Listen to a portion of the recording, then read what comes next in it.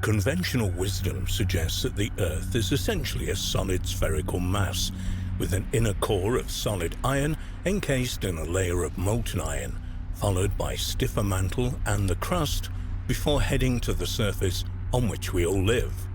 However, although this theory is almost universally accepted as absolute fact, it is only an educated guess, with no solid proof to back it up. The fact is that we have never been anywhere near to the center of the Earth. So, with that in mind, theories that state the Earth is in fact hollow and even able to support life should be treated the same way as the widely accepted aforementioned theory. As you might suspect though, most scoff at this notion and dismiss it entirely without any further investigation. However, throughout history, many prominent and respected minds, thinkers, and even military veterans have presented detailed theories as to what lies deep within our planet. When these theories are combined with the numerous reports and texts that make reference to living beings and entire civilizations that live and sometimes come up from inside the Earth, not only appear to warrant further study, but when viewed with an unbiased mind, suggest there may be more evidence to support the hollow Earth theory than not. Both sides of the spectrum seem to agree that the moment of inertia of the Earth indicates that there's a concentration of mass around the very center of the planet, with further research along with seismic data appearing to show that this mass to be a solid sphere. Hollow Earth theories vary on exactly what the mass is, with some stating that it could be a magnetic core, while others suggest that it is a central sun. This is particularly interesting as modern science seems to suggest that the center of the Earth could indeed be as hot as our sun. In ancient times, Buddhists believed that the Earth was hollow and that it housed a race of supermen and women who would venture to the surface via tunnels. Buddhists even kept guards at the entrances to these tunnels to the inner Earth, said to be in Tibet. In other Tibetan, Indian, and Hindu texts, an ancient kingdom called Shambhala is described, said to be located deep within Inner Asia, while other texts from India, such as the Ramayana, speak of the Avatar Rama, a great blue being from deep within the Earth. In the 1600s, as Western cultures were beginning to come out of the Dark Ages, where science and free thought was frowned upon by the Catholic Church, many scientists and philosophers murdered by the Church as heretics, there were prominent and influential figures who had come to their own conclusions about the Earth and if it was hollow or not. It should also perhaps be noted that although these thinkers were no longer forced to operate in secrecy under the threat of death, they were still kept a very close eye on by society's elites. Edmund Halley, perhaps best known for his discovery of Halley's Comet, was just one who theorized that the Earth was indeed hollow during this time. Using much of Isaac Newton's work on gravity to prove his theories, he claimed that the Earth was hollow and had a shell around 500 miles thick, had an innermost core, and was capable of supporting life. He went on to state that an atmosphere filled the space inside the Earth and that the outer shell and the inner core both had their own magnetic poles that caused them to rotate at different speeds. Leonid Euler, a Swiss physicist, also proposed that the Earth was hollow during his time in the 1700s. Like Halley, he claimed that the Earth had a very thick outer shell, but at its core was a central sun. The sun, he claimed, provided heat and light for the inhabitants of the inner Earth. Interestingly, Euler went on to claim that the inner Earth could be accessed through huge entrances both at the North and South poles. It's claimed by some people today that such applications as Google Earth have purposely attempted to hide these entrances, although there are some photographs that appear to show the opening that Euler claimed. As recently as the 1940s, there have been claims of an inhabited inner world, perhaps none more high-profile than those made by Admiral Richard Byrd following Operation High Jump in 1947. Operation High Jump was a multinational effort led by the United States to establish a base at the North Pole. On the 19th of February 1947, Admiral Boyd led a squadron of planes over the North Pole. He claimed that he could see vegetation and animals that shouldn't have been there, and ultimately that he saw a huge opening that led inside the Earth. However, perhaps even stranger, Byrd stated that out of nowhere there were strange flying crafts that got so close to them that they could see what looked like very similar to swastika markings on them. His airplane would not respond, and he was essentially in an invisible vice grip of some kind. Byrd went on to say that he was taken inside the Earth where he noticed great lakes and vegetation, and that the inner Earth had an inner sun. He was greeted by the beings that resided there. They were, he claimed, concerned about humans in general, but particularly about nuclear weapons that were building up around the planet. Interestingly, there have been numerous UFO sightings in and around both nuclear power plants and on grounds where nuclear weapons are housed. It may be worth noting that there have been long rumors that Hitler himself had a keen interest in establishing a base at the North Pole, with the objective being to find the entrance to the inner world, believing that extraterrestrials or an advanced race would be found there. On the 5th of May 1947, the El Mercurio newspaper of Santiago, Chile, appeared with a headline article, "On board the Mount Olympus on the high seas," in which it quoted Byrd saying, "Admiral Byrd declared today that it was imperative for the United States to initiate immediate defense measures against hostile regions." Furthermore, Byrd stated that he didn't want to frighten anyone unduly, but it was a bitter reality that in the case of a new war, the continental United States would be attacked by flying objects which could fly from pole to pole at incredible speeds. Like Euler 200 years earlier, he also claimed that there were huge entrances to the inner Earth at both the North and South Poles. He repeated these views several times, including at a press conference in front of the world's media, before he was hospitalized and ultimately forbidden from holding press conferences on the subject again. Byrd died in his sleep in 1957, maybe predictably, maybe not. There were quiet claims of foul play, although his official cause of death was a heart ailment. Perhaps also worth checking out is Byrd's son, Richard Byrd Jr., who was 6 years old in 1947 and had accompanied and witnessed his father's claims. He was found dead mysteriously in a New York warehouse and had, by all accounts, had various trying times during his life. Perhaps the most interesting of all the Hollow Earth claims are those made by the Native American Hopi tribe, who have lived upon the plains of northern Arizona for thousands of years. According to their ancient writings, it was here that their gods instructed them to settle and build up villages in the rock, which look very similar to modern apartment blocks. Here, they were taught to grow corn, beans, and squash, and thrived as a civilization. Key to the Hopi's existence was the Ant People, who had guided their tribe safely during two cataclysmic events.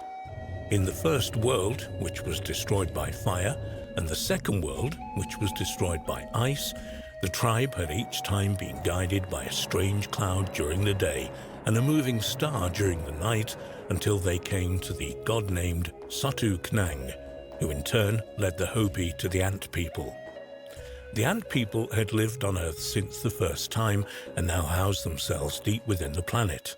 They offered the Hopis safety until it was safe to return to the surface of the Earth, and also taught them skills such as food storage, rationing, and how to sprout beans inside the cavern under the ground. Not only is this another reference to the Hollow Earth theory, but it also lends a certain amount of support to the ancient astronaut theory and the Anunnaki. The Hopi word for ant is Anu. Anu was a Babylonian sky god, the Anunnaki. Not only this, but Naki in Hopi means friend. Ant friend, Anunnaki. Coincidence or evidence? We should perhaps stress that not everyone agrees with that interpretation.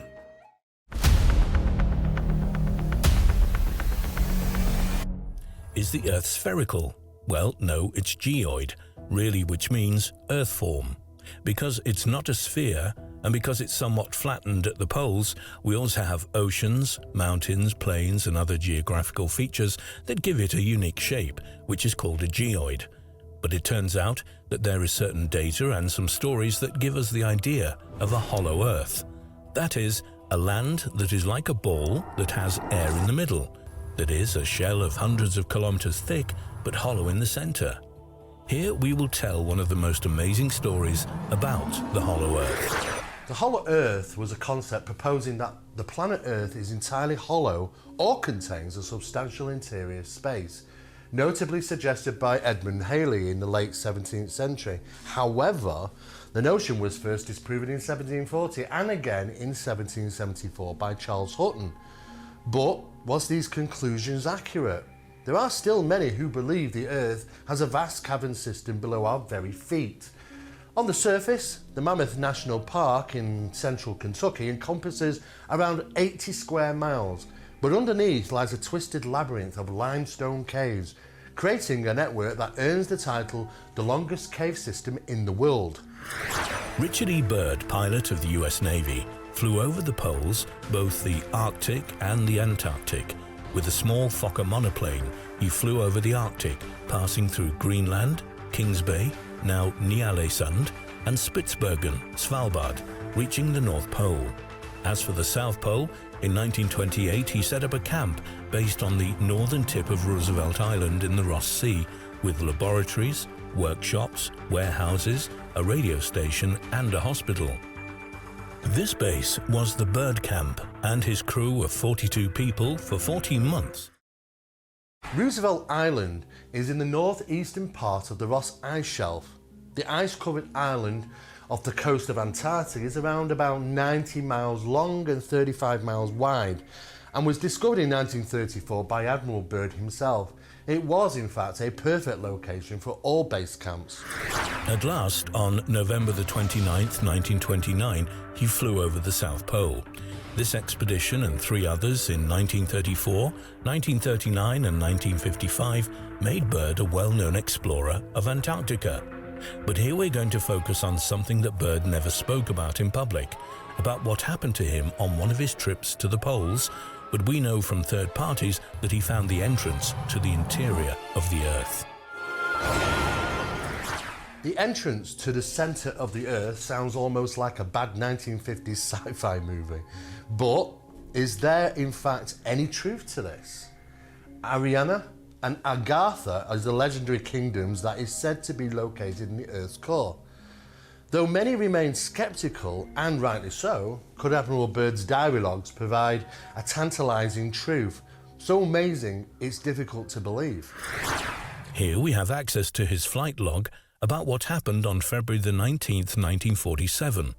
This would be an unofficial expedition, that's why it wasn't previously named.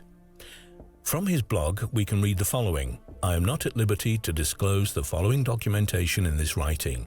It may never see the light of public scrutiny, but I must do my duty and record here so that everyone can read it someday. We're going to avoid log entries that talk about routine issues, and we'll go directly to the substance. So registration begins at 0600 hours, 6 in the morning. 0900 hours, vast ice and snow below, yellowish coloration of nature is observed and dispersed in a linear pattern. Altering the course to better examine this color pattern below, reddish or purple is also observed. Circulating this area in 2 full turns, returning to the direction assigned by the compass, checking position again with the base camp, and transmitting information about colorations in the ice and the snow below. 0910 hours, both magnetic and gyro compasses beginning to gyrate and wobble.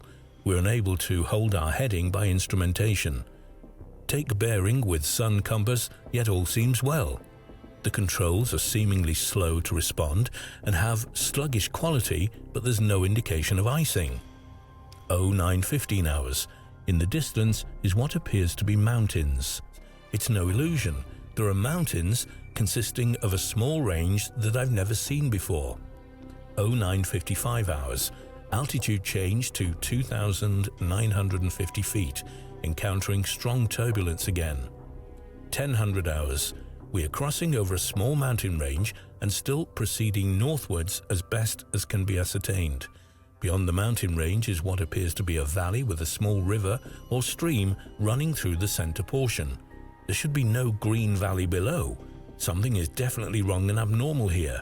We should be over ice and snow. To the port side are great forests growing on the mountain slopes. Our navigation instruments are still spinning. The gyroscope is oscillating back and forth. 10:05 hours. I alter altitude to 1400 feet and execute a sharp left turn to better examine the valley below. It is green with either moss or a type of tight-knit grass. The light here seems different. I cannot see the sun anymore. We make another left turn and we spot what seems to be a large animal of some kind below us. It appears to be an elephant. No, it looks more like a mammoth. This is incredible, yet there it is. Decrease altitude to 1000 feet and take binoculars to better examine the animal. It is confirmed. It is definitely a mammoth-like animal. It's not the first time people have reported strange animals. Occasionally, reports do come in of people sighting dinosaurs and other extinct animals. Unusually, it's locations where humans are pretty scarce. If we take for an example the woolly mammoth, well, they were once thought to be legendary creatures. They weren't even identified as extinct species until around about 1790s, I believe. Could it be that Admiral Byrd witnessed some sort of aberration or experienced something more profound, like a portal or doorway to another reality? Report this to base camp. 10:30 hours. Encountering more rolling green hills now. The external temperature indicator reads 74 degrees Fahrenheit. Continuing on our heading now. Navigation instruments seem normal now. I'm puzzled over their actions. Attempt to contact base camp. Radio is not functioning. 11:30 hours. Countryside below is more level and normal, if I may use that word. Ahead we spot what seems to be a city. This is impossible. Aircraft seem light and oddly buoyant. The controls refuse to respond. My God, off our port and starboard wings are a strange type of aircraft. They're closing rapidly alongside. They're disc-shaped and have a radiant quality to them. They're close enough now to see the markings on them. It's a type of swastika. This is fantastic. Where are we? What has happened? I tug at the controls again. They will not respond. We're caught in an invisible vice grip of some type. 11:35 hours. Our radio crackles and a voice comes through in English with what perhaps is a slight Nordic or Germanic accent. The message is, "Welcome, Admiral, to our domain. We shall land you in exactly 7 minutes. Relax, Admiral, you are in good hands." I note the engines of our planes have stopped running, but the aircraft is under some strange control and is now turning itself. The controls are useless. 11:40 hours. Another radio message received. We begin the landing process now, and in moments the plane shudders slightly and begins a descent as though caught in some great unseen elevator. The downward motion is negligible and we touch down only with a slight jolt. 11:45 hours. I'm making a hasty last entry in the flight log. Several men are approaching on foot towards our aircraft. They are tall with blonde hair. In the distance is a large shimmering city pulsating with rainbow hues of color. I do not know what is going to happen now, but I see no signs of weapons on those approaching. I hear now a voice ordering by name to open the cargo door. I comply. End of log. Some of these caverns can be huge. Of course, we don't believe we've probably discovered all these caverns which might be on planet Earth. We do know that vast systems like this do probably exist throughout the solar system. There's even rumours that there are vast cavern systems or some type of hollow area on our moon. So not only do we discuss the topics of hollow Earth here, we're also discussing the topics of the hollow moon. Yes, it's feasible. Things could exist like that. And yes, there is probably room for a civilization to actually live under the ground. After all, ancient civilizations around planet Earth have lived under the ground in periods of time in our past, and they are visible by cave systems that go deep into the planet and must have taken hundreds of years to construct. It's amazing what people can actually do. But is there civilization hidden away in Antarctica? That's the biggest question that we face here, and I don't really know for sure if that could exist or not. If so, then it's something that has really been well kept secret. Maybe that we'll learn more as years pass. Or excavations and exploratory science missions go across Antarctica and we do get that information. One thing is for sure, there are many people that are coming forward today utilising Google Earth as a piece of software to identify locations of interest across Antarctica. And it is a subject which is very well much in the limelight at the moment, especially regarding whistleblowers which are coming forward and saying that they were part of a military operation and involved with locating underground facilities throughout Antarctica that clearly are not our own. If that is the case, then we have to really start thinking, could there be some truth to these incidents? And was Admiral Byrd's diary logs actually real events which unfolded, which he made logs of? It's very difficult to know. But one thing is for sure, there's a huge amount of secrecy surrounding Admiral Byrd's diary logs. Where are they? And what was really written in them? It's really difficult to work out what's true and what's not here, but one thing is for sure, we have a huge mystery on our hand. Then, the Admiral describes from memory the following events because he could not register in his log moment by moment as he did up to this point. What follows is his conversation with whoever captured him. Byrd and Howie, his radio operator, get off their plane, escorted by their hosts on a kind of flying platform without wheels, and take them to a large room in a building that, according to his words, he'd never seen before in his life. In this room, they're invited to have a drink, a delicious drink, but not recognized by neither. Suddenly, a door opens silently and Byrd is invited to go and talk with the Great Master. On this door, he could see some inscriptions that he couldn't read. This Great Master is an old man, but with delicate features, and he asked the Admiral not to be afraid that he needed to talk to him. The Master told Byrd that he had been allowed access for being a good-hearted man and well known in the surface world. This surprised the Admiral, and the teacher continued speaking. "You are in the domain of the Ariani, the inner world of Earth. We shall not long delay your mission, and you will be safely escorted back to the surface and for a distance beyond. But now, Admiral, I shall tell you why you have been summoned here. Our interest rightly begins just after your race exploded the first atomic bombs over Hiroshima and Nagasaki, Japan. It was at that alarming time we sent our flying machines, the Flugelrads, to your surface world to investigate what your race had done. That is, of course, past history now, my dear Admiral, but I must continue on. Our emissaries have already delivered messages to the powers of your world, and yet they do not heed. Now you have been chosen to be witness here that our world does exist. You see, our culture and science is many thousands of years beyond your race, Admiral. Your race has now reached the point of no return, for there are those amongst you who would destroy your very world rather than relinquish their power as they know it." Antarctica has been a mysterious place for a long time, with people claiming that they've seen all sorts of strange things from there. There was, in the 1970s and to the 1980s, people who reported seeing a very large black hole over Antarctica. There was, in fact, one satellite photograph that circulated the internet. However, it turned out that it was actually part of the actual photographic process and the arm of the photographic telescope which caused this round hole to appear in the middle of the Antarctic. That was pretty much realised very quickly. However, it didn't stop people coming forward with conspiracy theories that there was a massive cover-up. There was a huge hole in the Antarctica where objects, flying discs and things would enter in and come out of. And of course, the governments of the world were keeping that very hush-hush. Truth of the matter is, there are some strange, unusual holes in Antarctica, cavern systems, caves.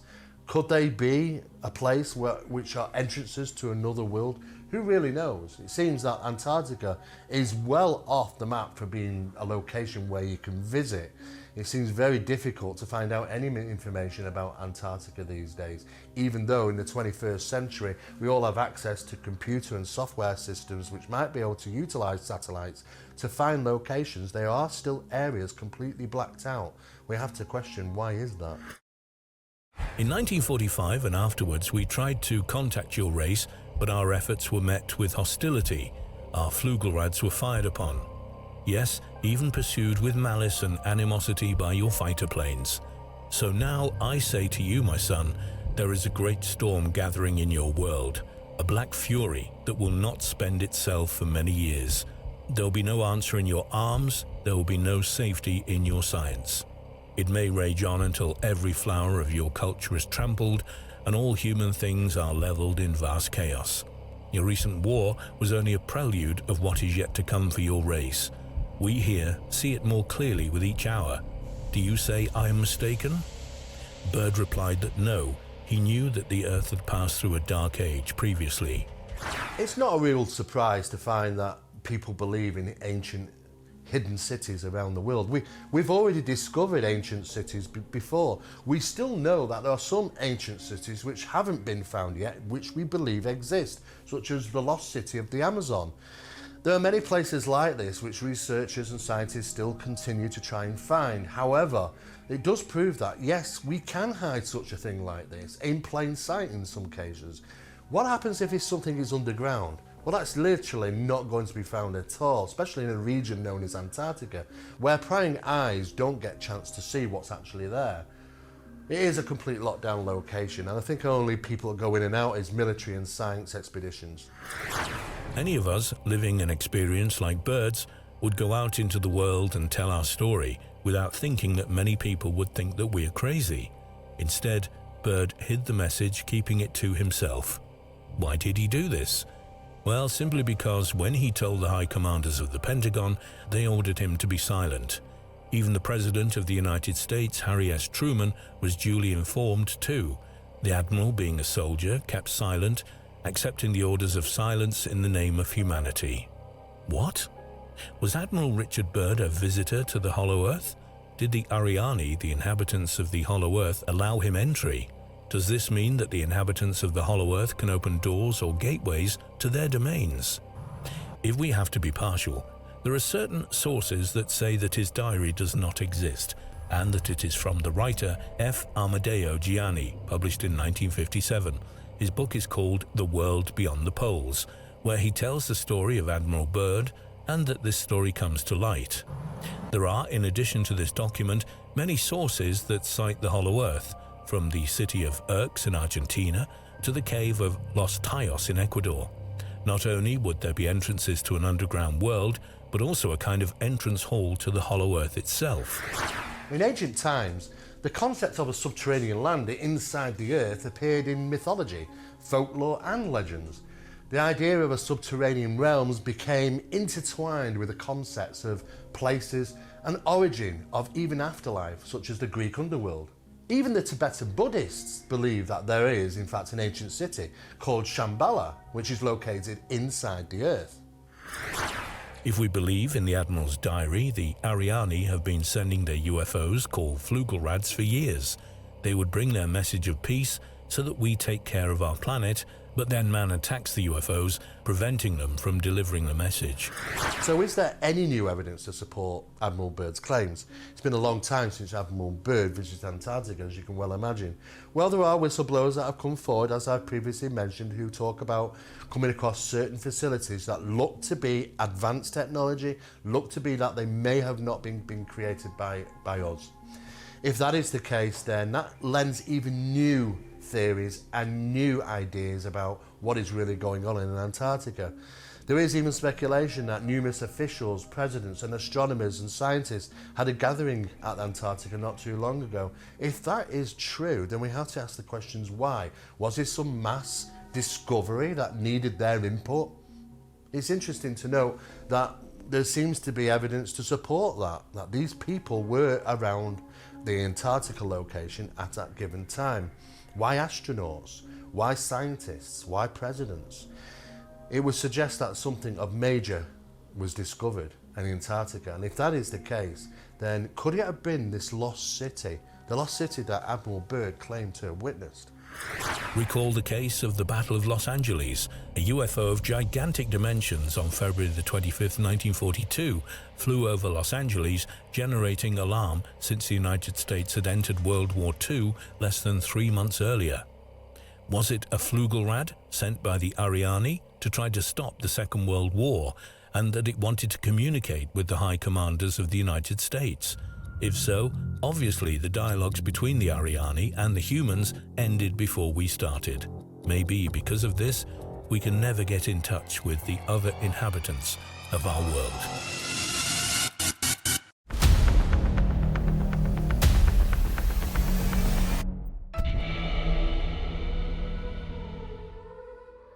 Newly released data from a European satellite has revealed the tectonic underworld below the frozen southernmost continent. Researchers have created incredible 3D maps of Antarctica's tectonic underworld and found that the ice has been concealing the remains of an ancient supercontinent's spectacular destruction. It's well known to scientists that the exact geological makeup of Antarctica's innermost land, located in East Antarctica, is yet to be discovered. What else awaits discovery in this mysterious continent? Antarctica today is divided into 3 distinct regions: East Antarctica, West Antarctica, and the Antarctic Peninsula, with each area containing a different topography beneath. The ice of the Antarctic Peninsula, for example, conceals a spine of mountains projecting northwest from the inside of the continent. East Antarctica, the largest area, includes flat plains as well as mountains. The Gamburtsev mountain range is located here.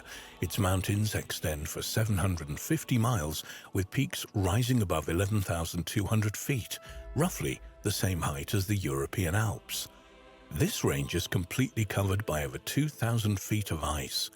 The ground in West Antarctica is almost completely below sea level. The ocean bowl beneath this section was created during the last ice age, when the weight of the ice, which was considerably thicker at the time, pushed down on the bedrock.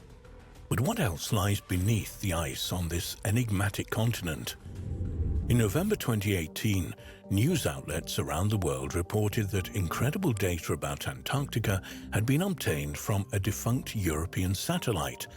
Launched on March 17, 2009, the Gravity Field and Steady-State Oceans Circulation Explorer, the GOCE, was the first satellite of the Living Planet program, which is the European Space Agency's Earth Science program.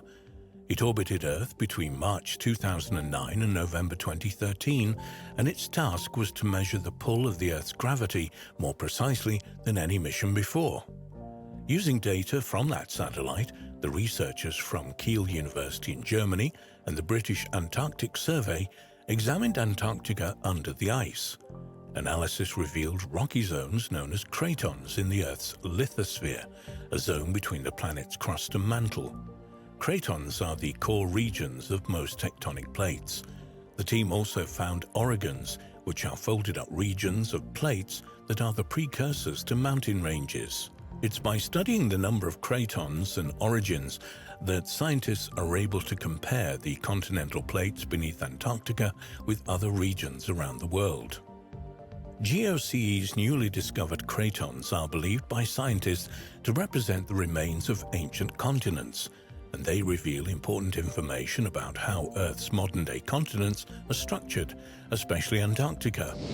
But data from the decommissioned satellite not only produced a global gravity map, but also revealed local gravity changes with a resolution as small as around 50 miles.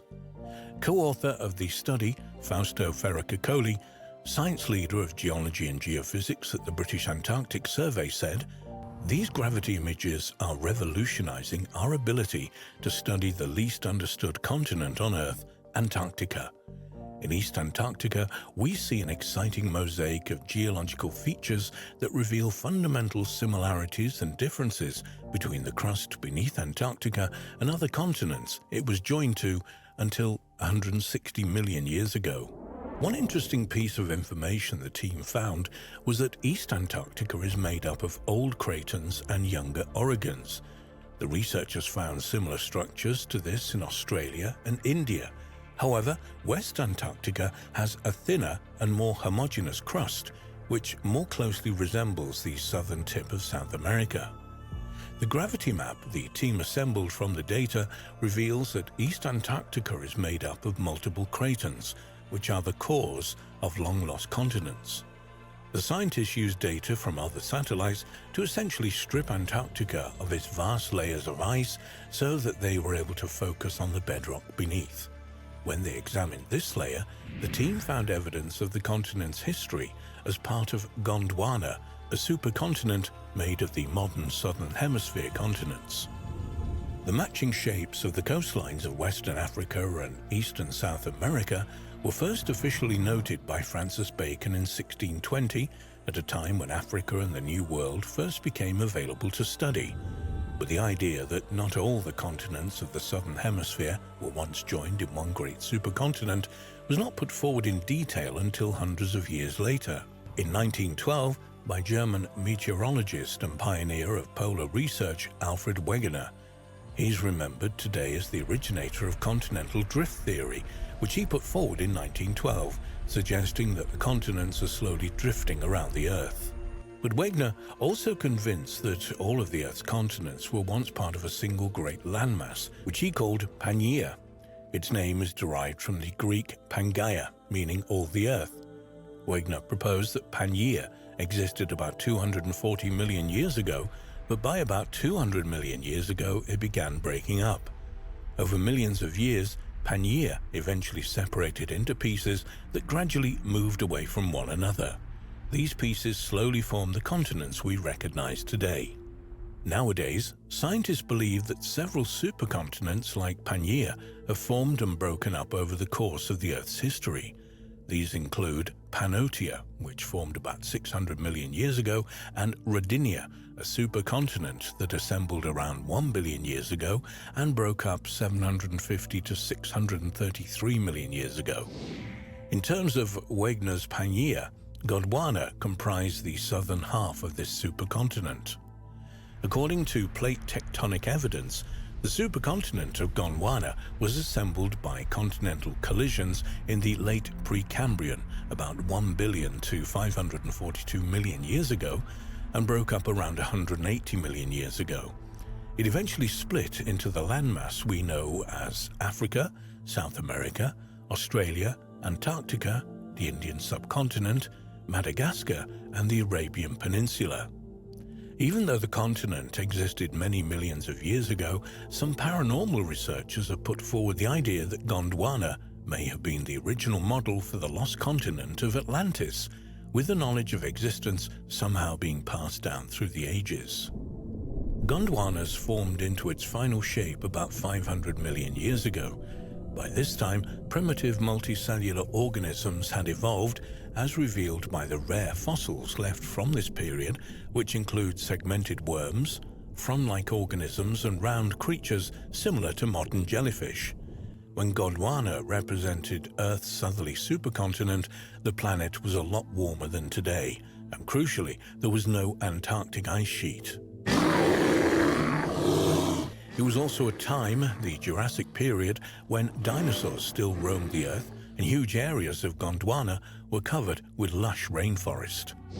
The first stage of the breakup of the subcontinent began in the early Jurassic period, about 180 million years ago. This new information contained in this gravity map gives scientists more knowledge about how the Antarctic continent was formed. But perhaps just as importantly, it tells scientists what will happen to it in the future.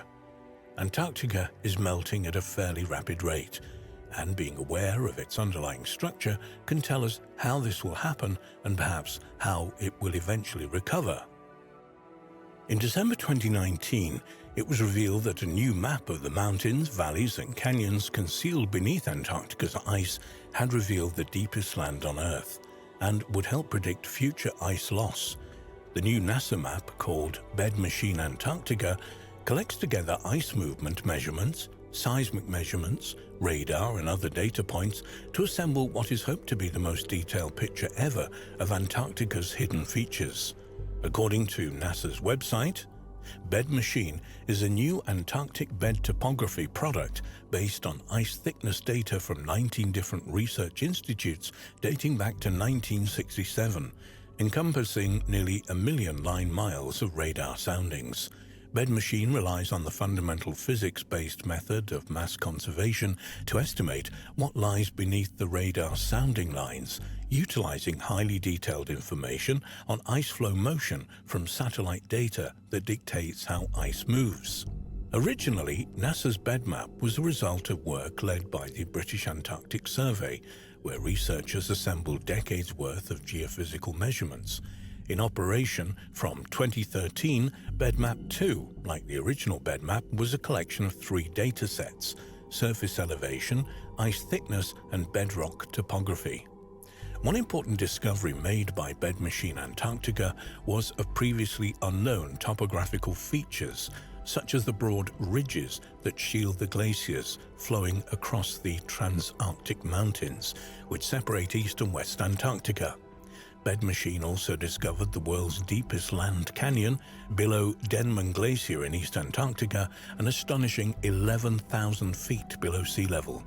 As a comparison, the lowest exposed region of land on the Earth is the Dead Sea, which sits a mere 1,419 feet below sea level. The new NASA map is a vital resource that will help scientists predict exactly which areas of Antarctica are at highest risk of sliding into the ocean in the next few decades or even centuries, and which parts might in fact be more stable than previously thought.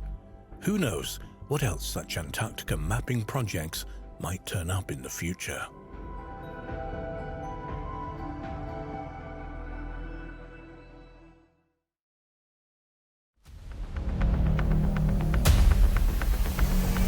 Secret alien or Nazi UFO bases in Antarctica. It's an intriguing idea and popular with many ufologists. Now, whilst admitting that reality is often much stranger than fiction, which is this, reality or fiction? As always, let's take a look at the evidence. The notion that Nazi Germany had a secret UFO base in Antarctica is one of the most famous ideas associated with the end of the Second World War. Specifically, that a number of secret factions of Nazis escaped and set up a secret underground base to aid in the development of their top-secret flying saucer program. Such stories have been circulating for decades, adding uniquely to popular theories about alien visitors that remain a hallmark of modern UFO lore. This idea has had renewed attention during the past few years, thanks to widespread attention given to a 2006 discovery by Ohio State University scientists who found a gravitational anomaly located below Wilkes Land, Antarctica. This has been interpreted by some as being the long sought-after secret Nazi UFO base. However, it has turned out to be simply an impact crater with a typical mass concentration at its center. It should be noted, firstly, that there is some legitimacy to the idea of a Nazi presence in Antarctica during the years leading up to World War II. In fact, the icy continent's strategic importance prompted an expedition by Germany between 1938 and 1939. This remains a significant contributing factor in the beliefs that the Nazis may have tried to establish a permanent stronghold at the South Pole. It is also well known that a variety of advanced aircraft had been designed by the Germans towards the end of the war, including suggestions that some of these resembled flying saucers. Though in fairness, no verifiable reports have been found that would indicate the veracity of the claims about Nazi flying saucers. In large part, the crux of the entire Nazi UFO affair has long remained centered around a device known as Die Glocke, or the bell. This was a conjectured Nazi weapons project, rumored to have been anything from some kind of experimental anti-gravity device to a special anti-aircraft weapon. Unfortunately, there's a lack of good source material about Die Glocke that can help support the case that such a device ever existed. So what, apart from the expeditions carried out by Germany during the 1930s, might serve as the genesis of these legends about a Nazi UFO base in the southernmost polar regions? This notion actually has less to do with anything the Nazis did, and instead appears to stem from a series of seemingly cryptic comments made by Rear Admiral Richard E. Byrd during an interview with International News Service correspondent Lee Van Atta. It's important to interject at this point that Byrd was a highly respected American adventurer and hero, known for his pragmatic and down-to-earth views and his proven extreme courage in the face of adversity. The interview, which took place on board the USS Mount Olympus in 1947, appeared in the Wednesday, March 5, 1947 edition of a Chilean newspaper, El Mercurio. Admiral Byrd declared that it was imperative for the United States to initiate immediate defense measures against hostile regions potentially using Antarctica as their base. He further stated that he didn't want to frighten anyone unduly, but that it was a bitter reality that in the case of a new conflict, the United States could be attacked by, quote, flying objects which could fly from pole to pole at incredible speeds. As one can see, such wording easily lends itself to the idea of a connection between the Nazi UFO myth and something going on at the South Pole. What kind of perceived threat prompted Byrd to make such claims during the interview? Had some kind of danger actually existed in the southernmost extremities of Antarctica just after World War II? And if so, what was the nature of this threat? And could it have been associated with the technological carryovers from Nazi Germany, as some UFO researchers have already speculated over the years? Byrd had been tasked with leading the ill-fated Operation High Jump, which occurred between late 1946 and early 1947 and involved an extremely heavy military presence. Hence, some in UFO circles have gone so far as to suggest that Byrd's Operation High Jump represented a secret battle between US forces and a group of Antarctic residents with advanced Nazi UFO technologies. After all, what else might have sent Byrd and his scores of ships and aircraft packing so quickly, terminated 6 months earlier than expected after embarking upon this extensive and extremely well-funded military expedition? The theory about Nazi UFOs would also seem to explain Byrd's cryptic warning. However, on the contrary, it seems that what Byrd was actually discussing was the threat of an enemy nation getting to Antarctica and establishing military bases there before America. In fact, although details about it remained undisclosed for many years, the establishment of strategic bases had been precisely what the American presence during Operation High Jump had aimed to do. And, as regards the brevity of the expedition, rather than bumping into secret Nazi bases and their armaments, Byrd and his company encountered a relentless and unconquerable enemy, Mother Nature. The brutal conditions during that winter had been creating huge problems. In one dramatic instance in January 1947, a sudden downwind managed to sweep a helicopter mid-takeoff directly into the ocean, leaving a narrow window of opportunity for the pilot to escape the icy waters and be rescued. There were plenty of other situations, however, where the servicemen involved weren't as lucky. Complications resulting from extreme weather conditions led to the loss of several lives during the short period that Operation High Jump was underway. Operation High Jump was terminated the following February, solely because of the worsening weather. Returning again to Byrd's cryptic statements given to El Mercurio, there was no need for enemy aircraft, standard or exotic, to be present at the time of Operation High Jump to validate Byrd's commentary. Because by the end of World War II, experimental jet engines were already in development, and within a few short years, planes that incorporated such technology would eventually revolutionize both military and commercial aircraft. Admiral Byrd would certainly have known about this, and spoke of the expectation that any military with a permanent presence in the South Pole might be able to use this strategic location to launch these aircraft that could reach any place on Earth within just a few short hours. No wonder he was concerned. There is another factor worthy of consideration here.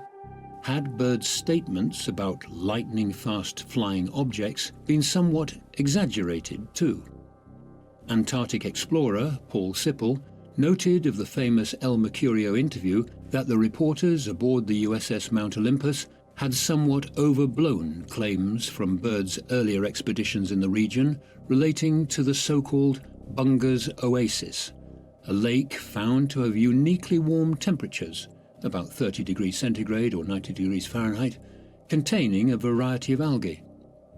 Bird later described the location as a land of blue and green lakes and brown hills in an otherwise limitless expanse of ice, and that his crew had seemed to have dropped out of the 20th century into an ancient landscape where land was just starting to emerge from one of the great ice ages. Bird would later call the discovery by far the most important of the expedition so far as the public interest was concerned. No doubt this led to speculation.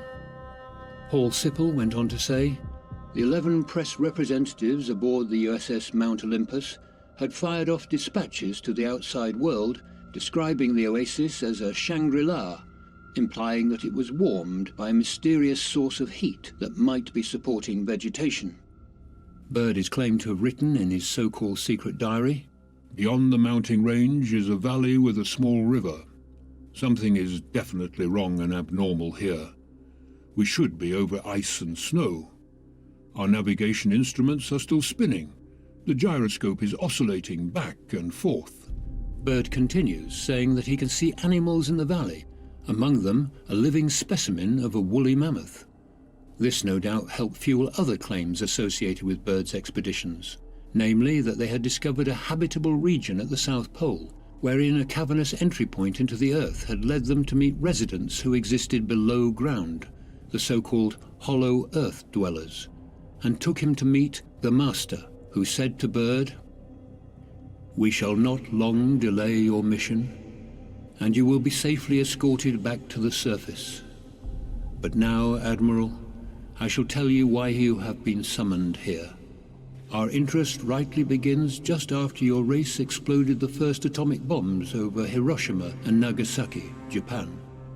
It was at that alarming time that we sent our flying machines, the Flugelrads, to your surface world to investigate. We have never interfered before in your race's wars and barbarity.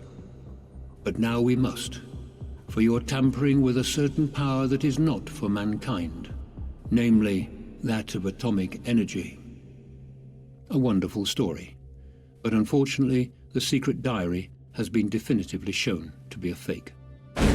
Taken into context, the embellishment of such details by the press could easily have served as the root of claims about not only a prehistoric oasis at the South Pole, but also the flying craft and eventually a secret Nazi base.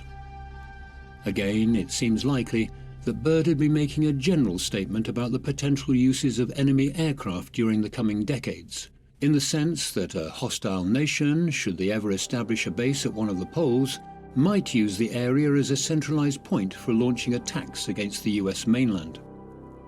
Indeed, Bird had previously suggested that the US might wish to establish such a base at the North Pole. Hence it seems clear that he viewed the polar extremities as militaristically advantageous locations. Finally, Bird's phrase, "In the case of a new conflict," seems to further indicate that his statements dealt not with any existing menace, but instead with the potential for a future threat by an enemy nation. With World War II still fresh in people's minds, many at the time shared concerns such as these. All speculation aside, what we are left with is very little ground for believing that Operation High Jump ended prematurely due to the presence of hidden subterranean races, attacks by woolly mammoths, or even Nazi flying saucers. Few would argue, however, that the various grains of truth pertaining to Bird's historic operations have seeded themselves in the fertile grounds of myth and speculation, taking on a new and fascinating life of their own throughout the past several decades. One of the most significant researchers in this area is Micah Hanks, the author of Magic, Mysticism and the Molecule.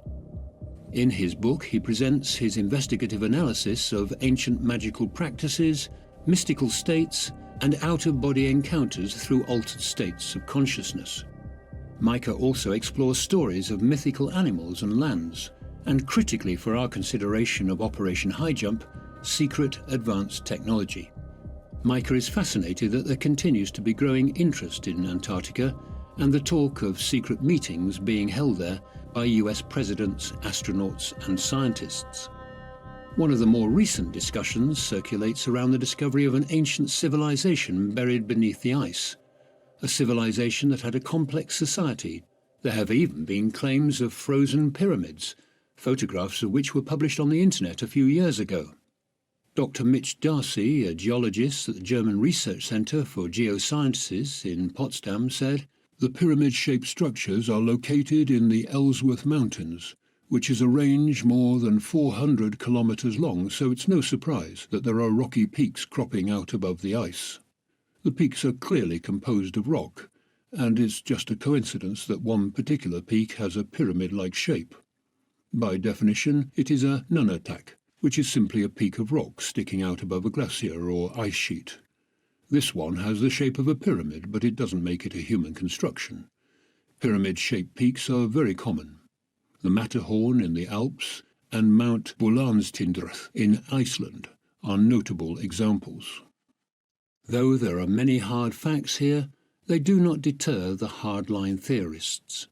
They continue to believe Antarctica is the home of a number of secret bases, when in reality there's no advantage in having a secret base in Antarctica. Because if there were, the world's governments would already have had a very public fight over it, and there is no evidence of that at all. Seemingly, all the South Pole is rich in is natural diversity and scientific opportunities. And long may it stay that way. Antarctica remains the last fully unknown area of land on planet Earth. Buried under thick sheets of ice, we can only guess what secrets might reside beneath. Perhaps because of this, there are many conspiracies and rumors that swirl around the icy continent, many of which revolve around UFOs and an extraterrestrial presence there, one that various governments of the world may even be aware of. Maybe the best place to start would be a brief recall of the claims surrounding Operation High Jump, a United States-led operation which took place in early 1947 as they looked to establish a research base at the South Pole, at least officially. According to some research, following the transplantation of German engineers and scientists to the United States as part of Operation Paperclip in the aftermath of the Second World War, they had learned of an already established base of the Third Reich in the frozen world of Antarctica, a base, incidentally, that also had an alien presence. With an apparent cover story of wishing to establish a research base in place, the operation was led by highly respected naval officer Rear Admiral Richard Byrd, and it would be Byrd's own writings and testimony that would seemingly reveal the real reasons for the mission. On the afternoon of February the 19th, 1947, Byrd took to the skies for a reconnaissance flight over the frozen continent. However, according to his diary notes, flight entries and press conferences he would give in the days and weeks following the flight, instead of seeing thick, rugged sheets of ice, he found himself looking down on lush green vegetation, as well as mammoth-like beasts and other animals that he claimed shouldn't have been there. He would elaborate that he found himself looking at a huge opening, and that when he followed it, he found himself inside the Earth itself. It appeared he was flying over a huge city as he entered a mammoth cavernous opening. Then, things turned even stranger. Byrd claimed that something took over his plane, while at the same time, a voice came over the radio bidding him welcome. It had, he recalled, a strong Nordic or German accent. He further noticed several round, circular-shaped objects approaching him. His plane was brought to land on the ground, and several tall, blonde-haired men approached his plane. His last flight note declared that a voice from outside his plane was ordering him to open the cargo doors. According to what he would later tell the Chilean newspaper El Mercurio, he and his men were accompanied to a large building where they were served drinks unlike anything they had previously tasted. He then claimed to have met with representatives of a race that resided in the inner earth. They told him that they had been allowed to enter unharmed as they were aware of his noble character. He would further reveal that the atomic bombs dropped on Nagasaki and Hiroshima had created concern among their kind regarding the human race, and that they now felt compelled to intervene should such an event appear likely in the future.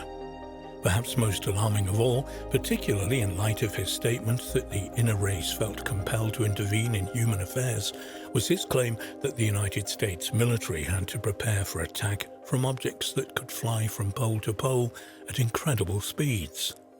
Whether we should take Byrd at his word or treat his claims with a pinch of salt remains open to debate. It is perhaps interesting, though, that he was hospitalized only days after his press conference, and what's more, despite his renowned reputation, he was never again allowed to speak publicly about his experiences again, at least in an official capacity.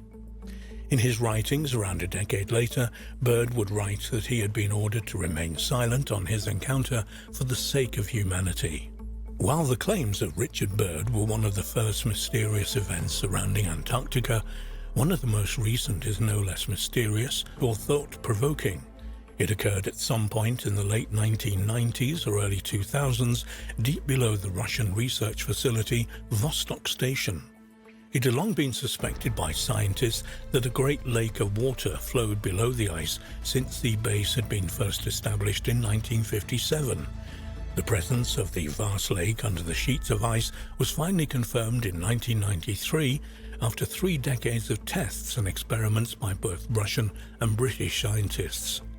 What is further interesting about Lake Vostok is that scientists believe its environment is very similar to that on Europa, one of the main moons of Jupiter, and a celestial body that many believe could well harbour life. And it didn't take long for the scientists with an interest in studying Europa to turn their attention to the lake under Vostok Station. It also didn't take long for conspiracies and alleged leaked documents to find their way into the public domain. The general thrust of the claims are that a secret and ultra-specialized elevator was painstakingly installed through the thick ice and eventually down to the environment below, including Lake Vostok. What's more, according to a whistleblower testimony from someone who claims to have worked on the project, Dr. Anton Padalka, who had sought sanctuary in Switzerland after allegedly abandoning the operation, they found a lot more than they were expecting. Padalka claims the team discovered a 14-armed octopus in the waters of Lake Vostok. This octopus was unlike anything they'd previously seen, with the glass octopus being the closest comparison. According to Padalka, not only did this being seem to have superior intelligence to a standard octopus, it could paralyze a person with its venom from 150 feet away.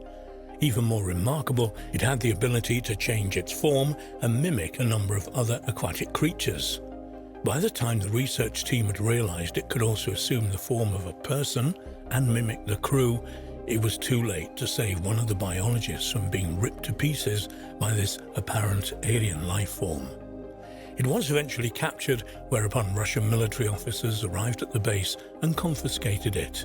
Its whereabouts now is unknown, but rumblings among the crew were that these would be attempts to weaponize the alien DNA of the unsettling aquatic alien, which would ultimately lead Padalka to publicly reveal what he knew. There have, of course, been further claims of bizarre and suspicious goings-on over Antarctica as the 2000s have unfolded. Many people have claimed to have spotted anomalous facilities and even crashed UFOs using Google Earth, for example. And while some of these are more convincing than others, they are all intriguing. Without a doubt, one of the most thought-provoking and unsettling claims of unusual activity involving potentially alien bases in Antarctica actually made the pages of the tabloids in 2016, following the claims of archaeologist Jonathan Gray. Gray would state that he had in his possession video footage filmed in Antarctica by an American television crew from California who had been missing since 2002, a short time after the footage had been recorded. Gray put forward that video showed spectacular ruins of the frozen continent as well as an intense American military presence. What's more, this unit themselves appeared to be engaging in archaeological activity at the site of the ruins. For their part, the military in the region denied any such activity or knowledge of the missing television crew. Gray, however, insisted there was a massive archaeological dig taking approximately 2 miles beneath the icy surface, and more importantly, the United States authorities were using every power they could to block the airing of the video, as it would clearly show this. What does this mean for the claims of Richard Byrd? Was his revelation more accurate and authentic than many people give him credit for? And has the human presence in Antarctica since the end of the Second World War not been one of purely scientific research, but one of using research as a shield to protect the few praying eyes that are in this part of the world from witnessing discoveries and revelations that would not only change human history, but possibly alter our own collective future? And above all else, just what are the ruins of these great cities? Who lived there and when? Might we find one day that beneath the icy blanket these cities are the ruins of Atlantis? Might the disaster that overtook the legendary civilization have been part of a pole shift that sent the continent suddenly hurtling across the Atlantic to the southern regions?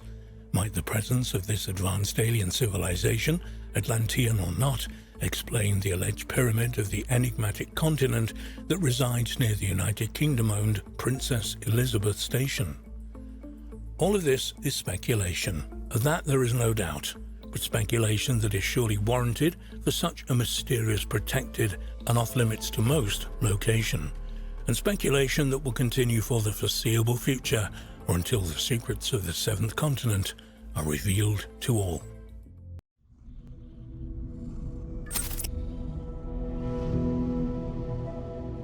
Witness some of history's most baffling, puzzling, and perplexing mysteries on our planet. As we look back at the most influential UFO sightings in history, from the Battle of LA to the infamous Rendlesham Forest incident, as we question the unquestionable facts and explain the unexplainable, blurring the lines between science fiction and reality. Are we alone? Whichever way we answer the fundamental question, as a species, we remain in the shadows.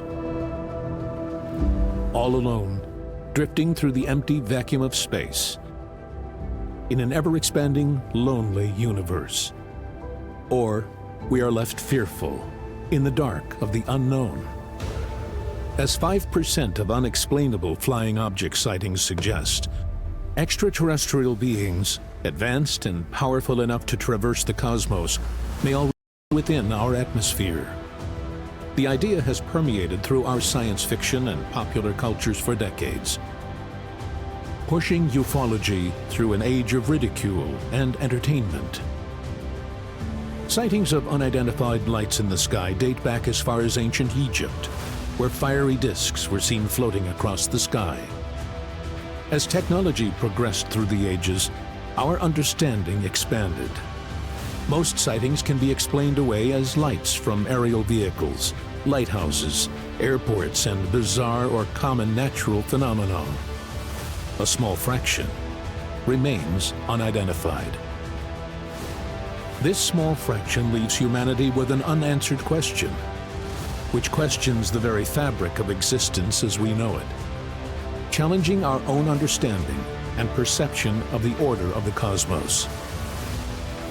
Conspiracies built on secretive government cover-ups and creative hoaxes has sent ufology into the realm of disbelief.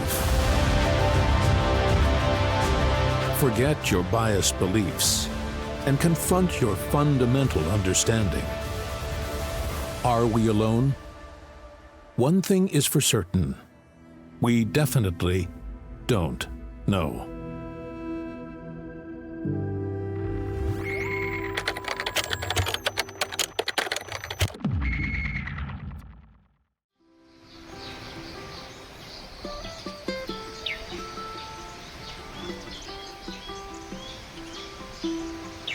the prelude to one of the United States' most intense aerial mysteries falls on the backdrop of the devastating attack on Pearl Harbor.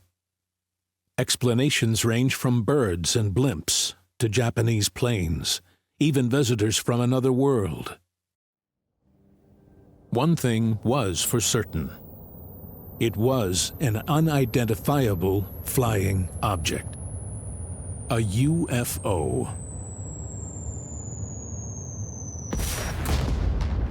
December 7th, 1941, a date which will live in infamy. With confidence in our armed forces, with the unbounding determination of our people, we will gain the inevitable triumph, so help us God.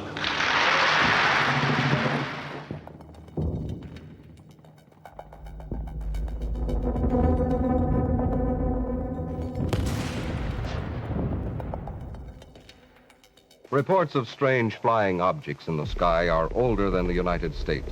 Some of them reported in scientific journals that date back to the 16th century, but they've usually been classed with Loch Ness monsters and relegated to the Sunday supplements, until World War II showed us that some of the most fantastic dreams can be very real, like atomic bombs, for instance.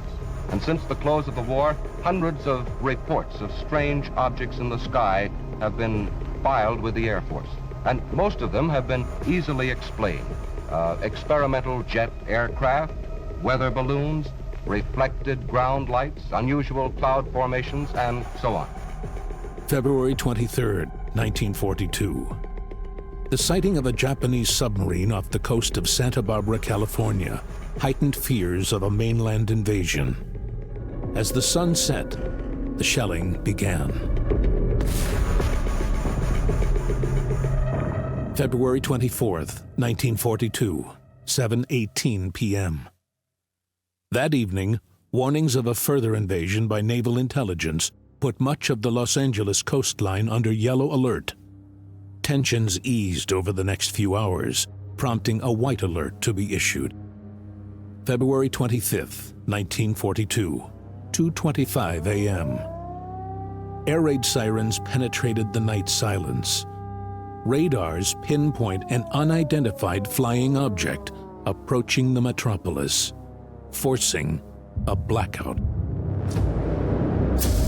LA descended into darkness as the gunners prepared for the invasion.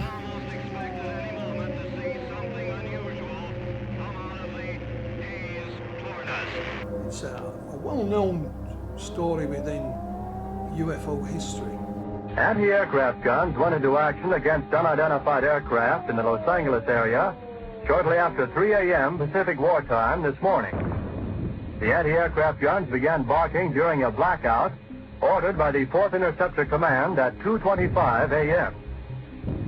The unidentified object, which some sources thought might be a blimp, moved slowly down the Pacific coast from Santa Monica and disappeared south of Long Beach. They spotted an object in the sky over Los Angeles, an oval object. So people thought, here we go, we're going to be attacked by the Japanese. They had anti-aircraft batteries at the ready, and off they went.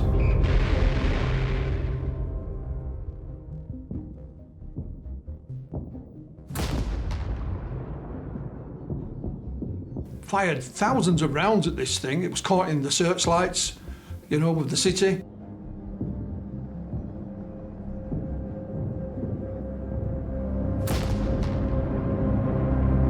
And of course, it's gone down in UFO lore because there was no attack ever on the mainland of the United States by the Japanese. So some people said, well, perhaps this oval-shaped object was a UFO. Well, this made headlines in the newspapers. And the reason it didn't get hit is because it's not of this earth. Captured by a Los Angeles Times photographer, The famous photograph gave history a glimpse of the source for LA's most frightening air raid. Black and white picture. You see the searchlights all converging on an object in the sky. There's some anti-aircraft fire around it. And it looks like when the searchlights, are all linked together, all come together, that there is some kind of object within it. That's fueled speculation as to what it may or may not have been.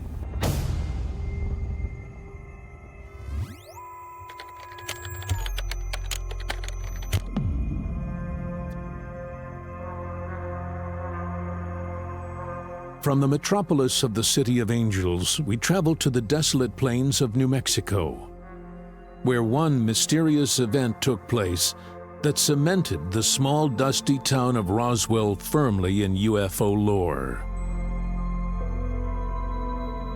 This is the Roswell Incident, a case steeped in mystique, riddled with government cover-ups, and almost lost to history. It is known as the Cosmic Watergate even today. Even the skeptics will agree that something crashed at Roswell. There's no denying. The Air Force agrees that something crashed there. It's a question of what, who do you believe, what evidence do you have to support it. You expect the cowboys and Indians to come riding past. It's rocks, sand, cactus. The townsfolk have a saying about Roswell that it's 200 miles from nowhere, and it pretty much is. Headline edition, July 8, 1947. The Army Air Forces has announced that a flying disc has been found and is now in the possession of the Army.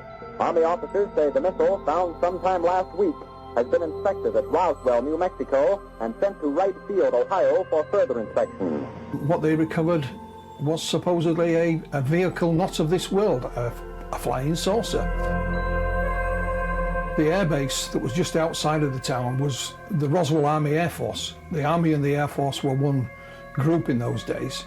There are claims that Roswell was a significant place for an alien spacecraft to be in action on this planet, because it was the home at that point of the 509th, which was the only squadron, airborne squadron, trained to drop nuclear weapons on the face of the Earth. They were the ones responsible for the atomic bombs during the Second World War, although they weren't flown out of Roswell.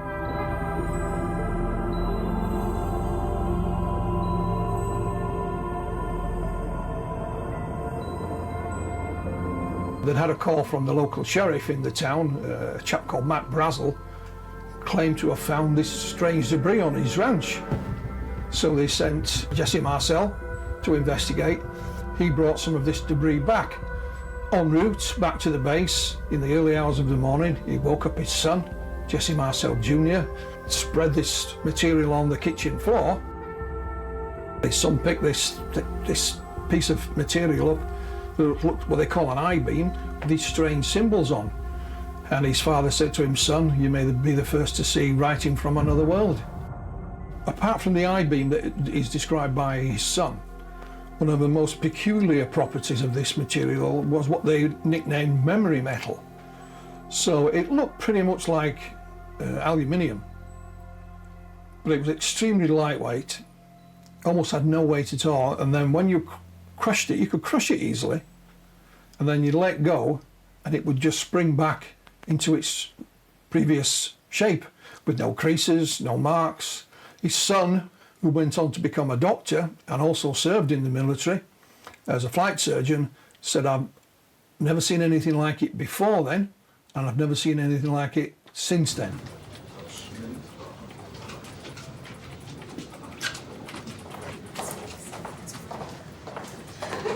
Now, for whatever reason, Roswell Army Air Force did issue an official press release saying that they had discovered a flying disc on a rancher's land, and some of it was being sent to higher headquarters. That particular press release went around the world.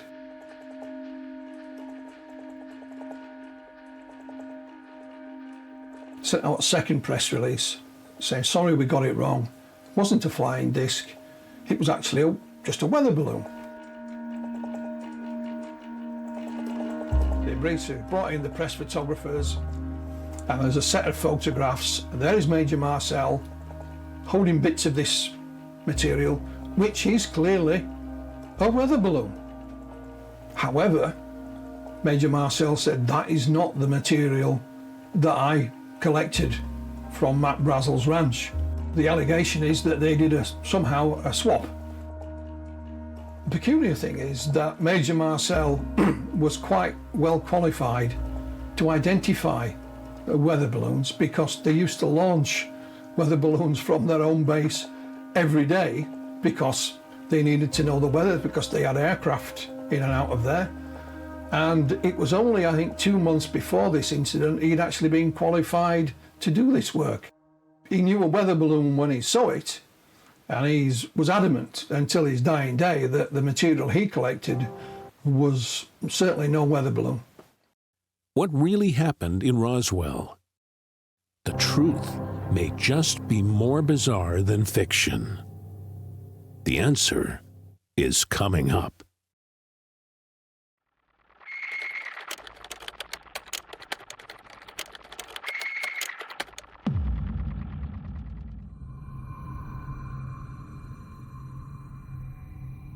Seen in the distance, in the depths of the forest, military personnel witnessed hazy lights descend through the treetops. Unbeknownst to the men involved, the chance encounter in the few days following Christmas in 1980 became the most famous, highly polarizing, and deeply investigated UFO encounter in British history. Was it a hoax? Or were we really visited by beings from a distant star system? This is the Rendlesham Forest Incident.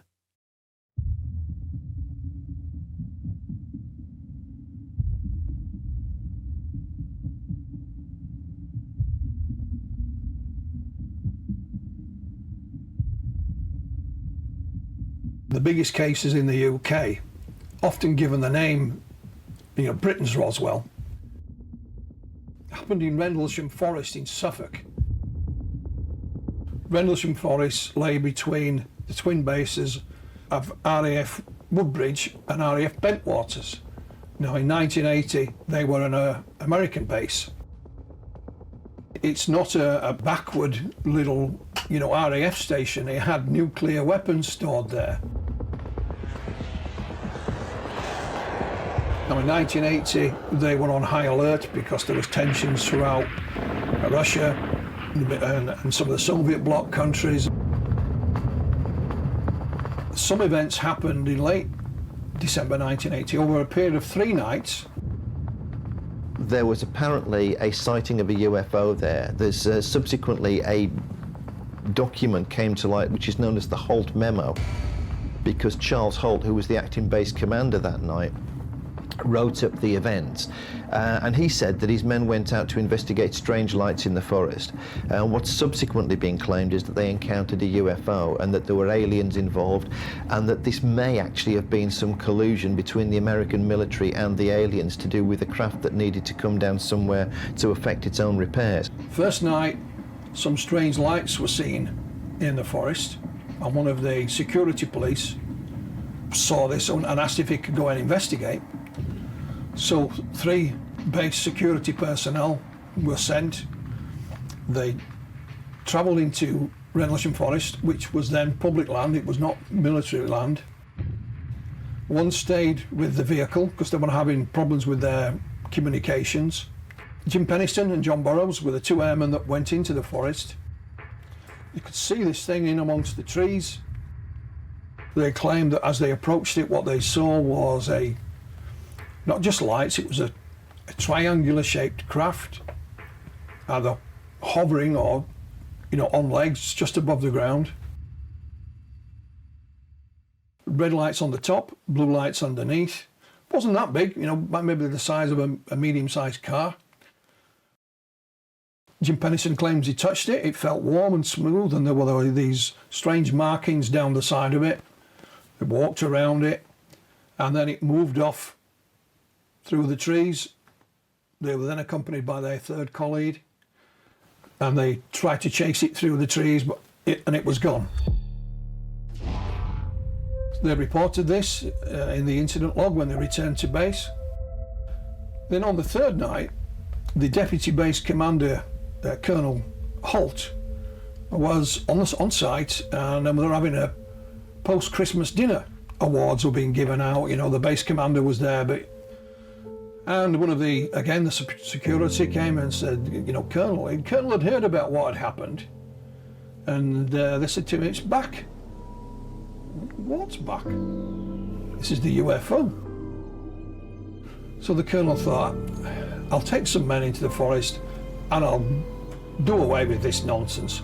Now, he wasn't in military uniform at the time, so he went and got changed first, picked up his small tape recorder, a little handheld thing, selected a few men, off they went.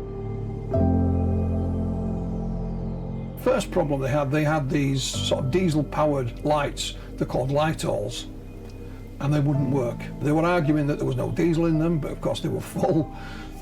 So they proceeded into the woods, into the forest. The Colonel was first taken to the location of the first night's encounter, and one of his colleagues had brought a Geiger counter along with him, and he waved it over the area, and he got higher readings, not dangerous, but higher readings where this object had supposedly been. They looked up in the tree canopy. It looked as if the branches were broken because the trees were quite densely packed. Looked like something had descended through the trees.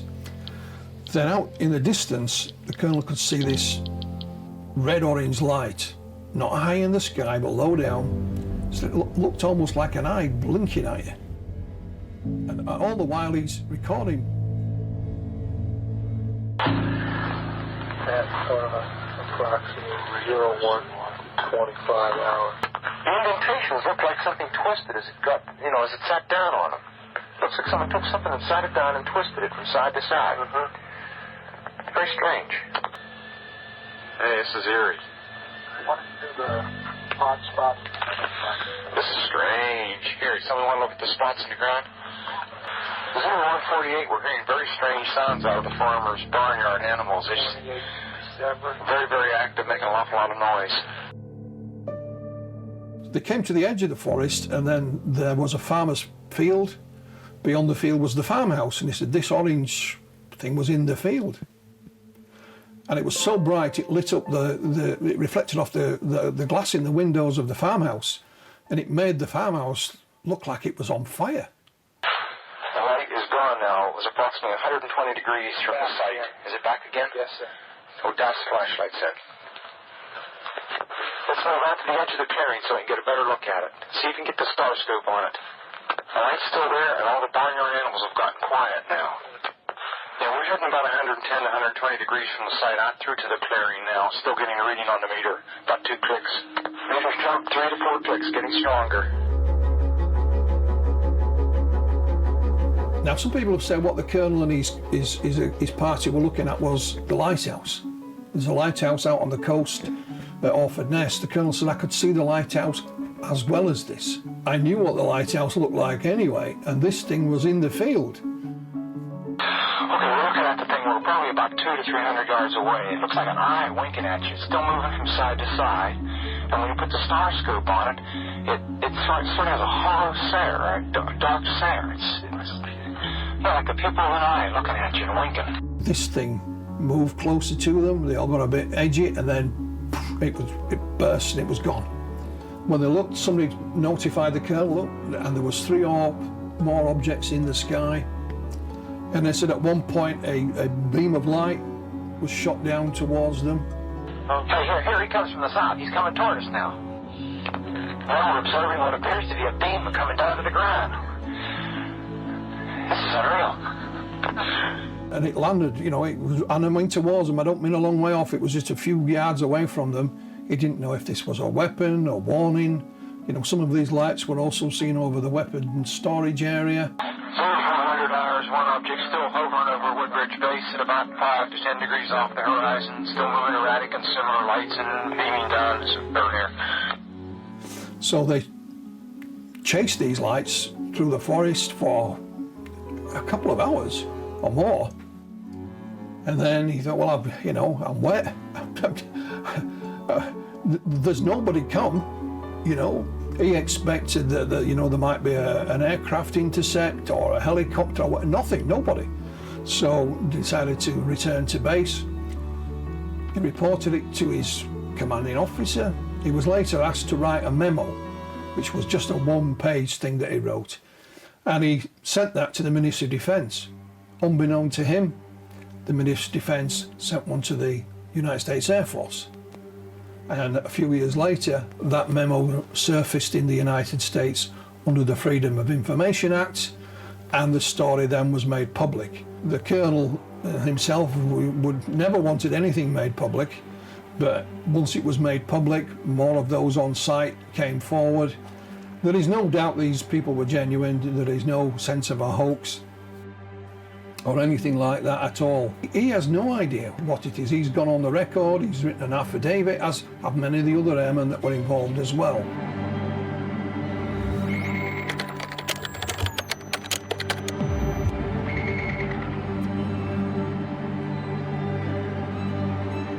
From the lush landscape of Surrey, we travel to the dry, dusty terrain of Texas. Century-old tales of flickering orbs of light in the distant, uninhabited desert are still to this day witnessed by thousands. Dancing across the deserted landscape, the glowing orbs have mystified locals, scientists, and investigators for generations. Speculation over the decades has gone from Apache campfires in the 19th century to 21st century alien spacecraft, and everything in between. From falling stars to a simple mirage. Is there even an answer? This is the Marfa Lights. The Marfa Lights. Marfa's in Texas, in the United States, and it is one of several locations around the world where these strange lights are observed. There's no houses there, there's no roads, no cars, no street lights. To give you an example, there's a place in Norway called Hessdalen in central Norway, and they too have these strange lights. The Norwegians have studied this, and there is a 24-hour monitoring station in Hessdalen even now.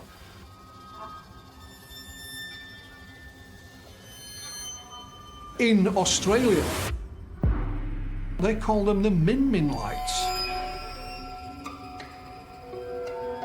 In the UK, they've got various names, but they generally go under the term of the spook lights. The wondrous, unexplainable balls of light, dotting across the barren horizon 50 miles from the Mexican border, continue to baffle onlookers. Closed-minded skeptics determine they are lights from vehicles or planes. A stark contradiction to witness records dating back to 1883, when that was inconceivable. How many people have seen the Marfa lights? You know, certainly hundreds down the years. I've worked with a colleague by the name of Dr. Irina Scott. She lives in Ohio. She's seen the Marfa lights. She went to visit a friend near there, and she too saw them. You know, she was as puzzled by them as anyone else. I've been to Hessdalen in Norway. Didn't see the lights, but they have caught the lights on radar. They've taken video of them, and lots of photographs of them. What you find about these locations, like Marfa, they go back, if not decades, even centuries. And you usually find folk tales or ghostly paranormal tales originally associated with these lights. Reports of the supernatural streaks have given rise to theories from ghastly ghosts to a mere mirage. One thing is for certain, the lights aren't fiction.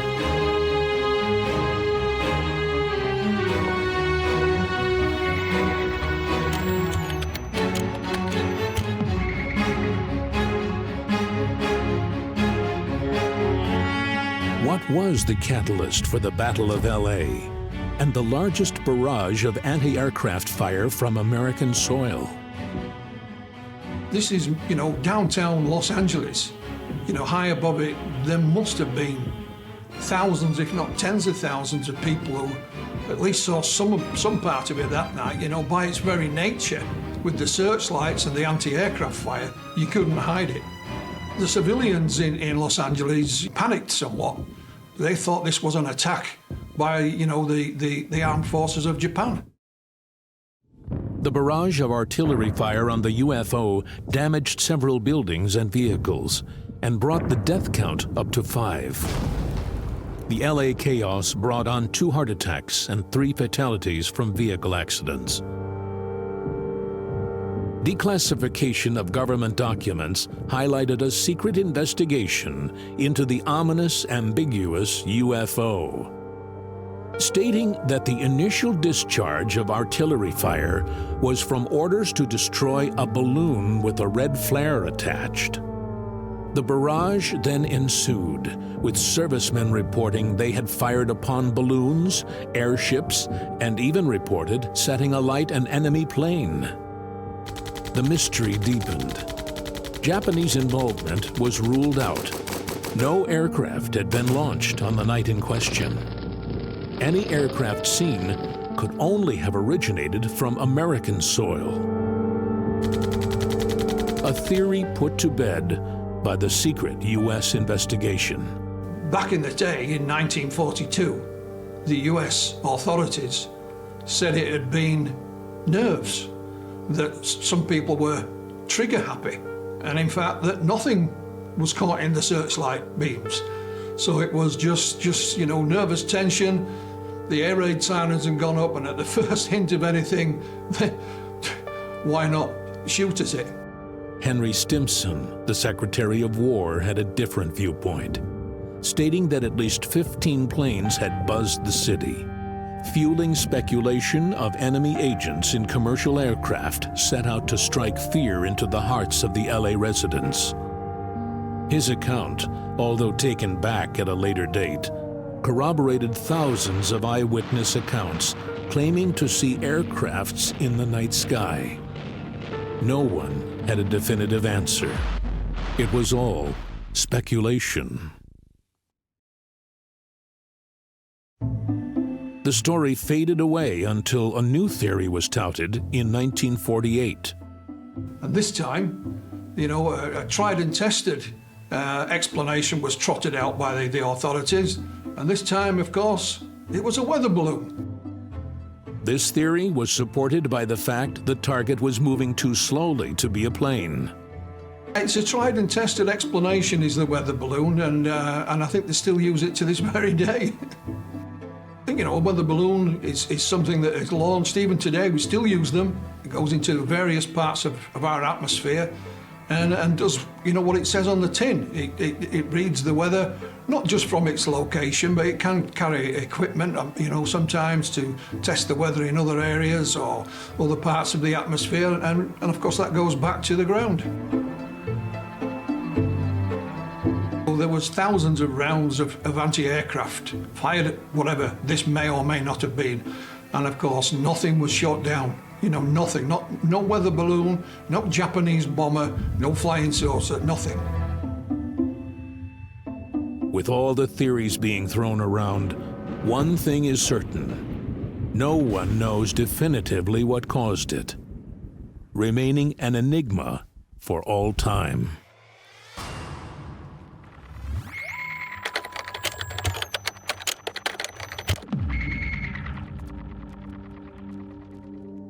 Roswell died for decades. Nuclear physicist Stanton Friedman met quite by chance Major Marcel in the late 1970s. And that's really when the investigation began.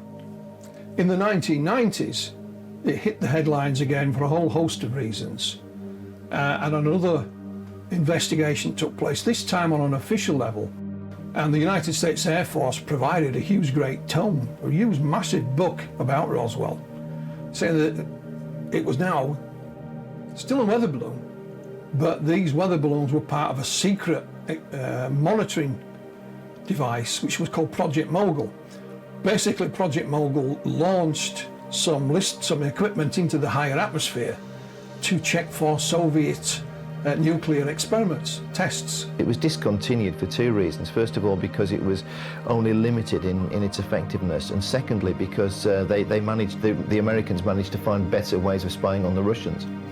So Project Mogul was top secret, but the equipment that they were using was just ordinary. It was still weather balloons.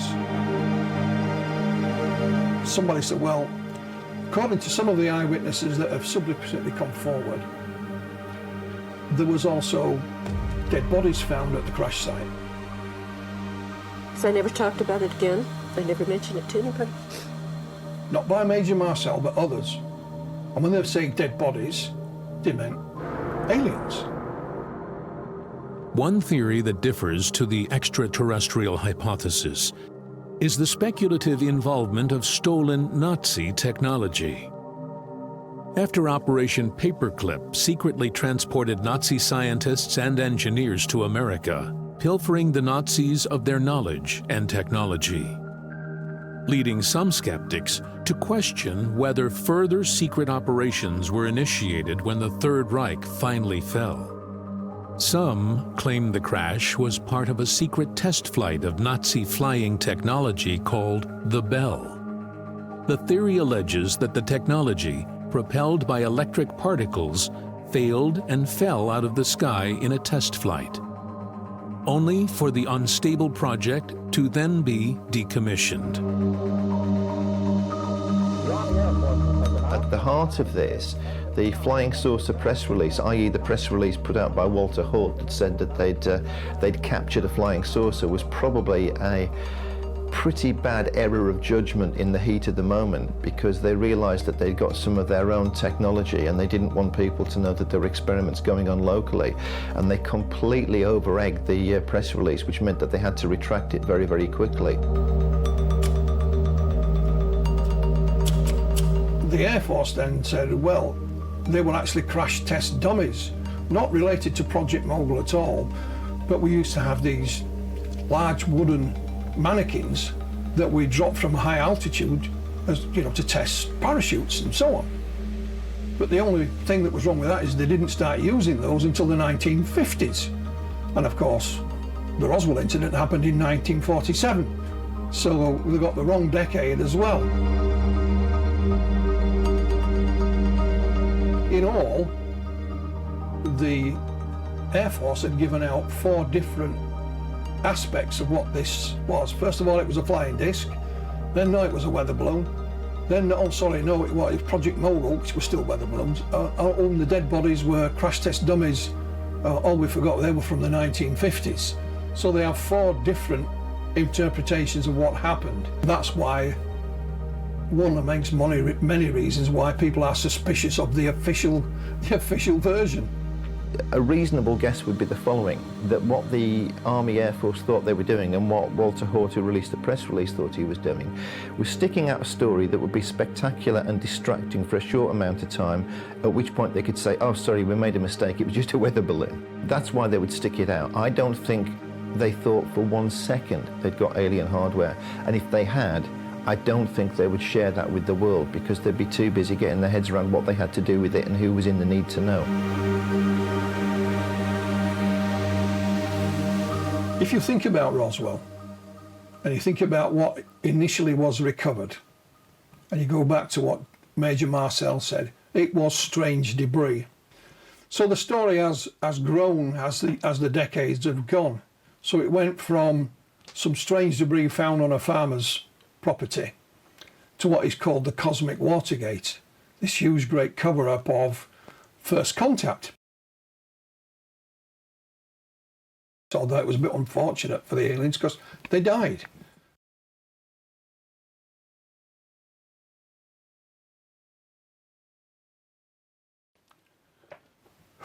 You know, if you wanted to hide something that you were testing, then it's the perfect place. You know, Trinity, the place where the first atomic bomb was tested, is not that far away in the desert. And of course, when they exploded the first atomic bomb, they just told the locals it was a dynamite shack that had blown up. You think, well, if any UFO event has the possibility of being an alien spaceship, then you would put this in that category. So you cannot prove it conclusively one way or another, but I would say the odds lie in the favour of it looking like that. I'm truly sceptical about the alien thing, and there are a number of reasons to be sceptical about it. First of all, let's just do a reality check on this. There were lots and lots of UFO books published between the early 1950s and about 1980. And a number of those played up certain cases that were taken to be hugely important and hugely spectacular, including the Betty and Barney Hill abduction case.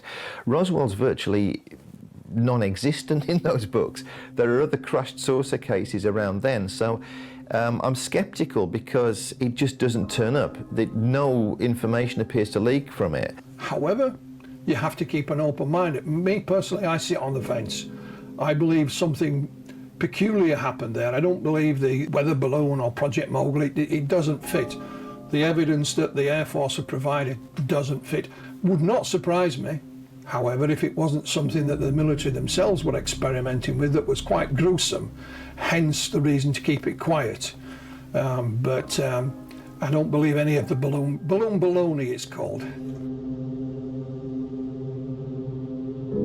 When it comes to UFO cover-ups, if you think about it from a military perspective, if you are testing something that, for whatever reason, strays into an area where it comes in contact with the public, the general public, then the perfect cover-up is to call it a UFO, because people would go running around looking for something that simply didn't exist at that time. And in reality, it was something that the military had been messing with. The authorities in any country, it is their duty to keep secrets in the first place. That's part of what they do. So they can keep things very secret. Things happen that shouldn't. It would never surprise me if there's some of the UFO events that we perhaps look at in different parts of the world are not something that's man-made and has gone not as planned, shall we say.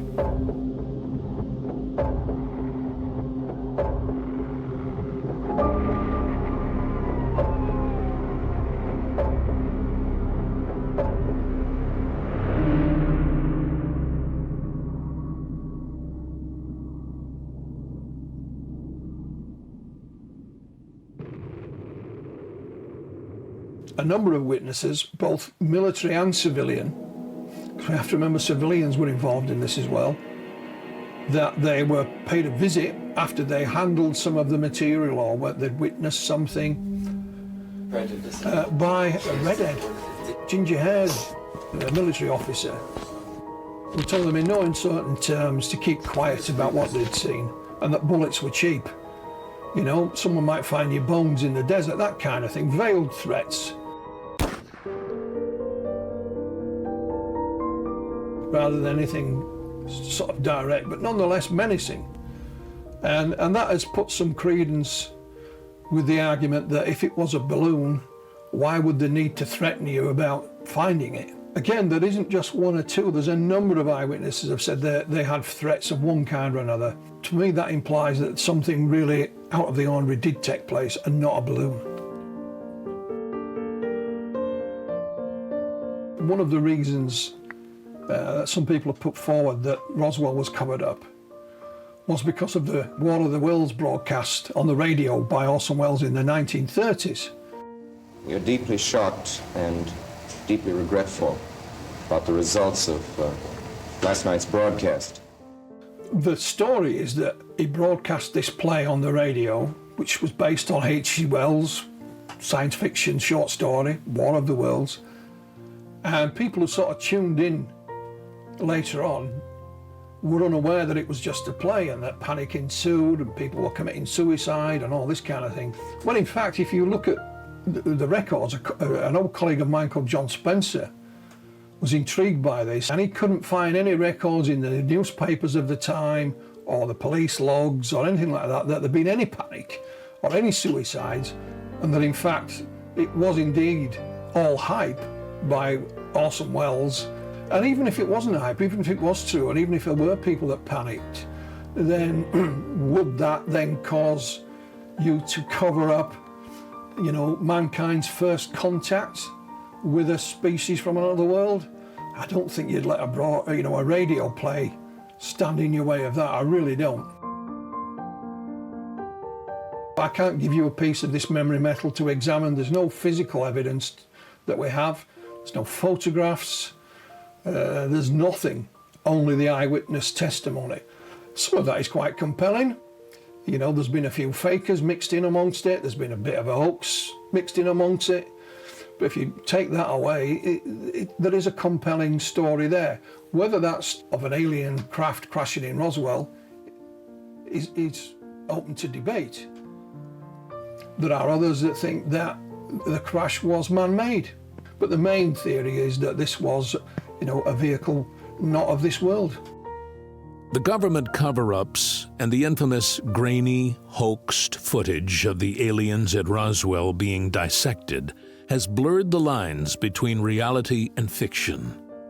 Something did crash in the desert of New Mexico in 1947. But what it was remains a mystery that may never be unearthed.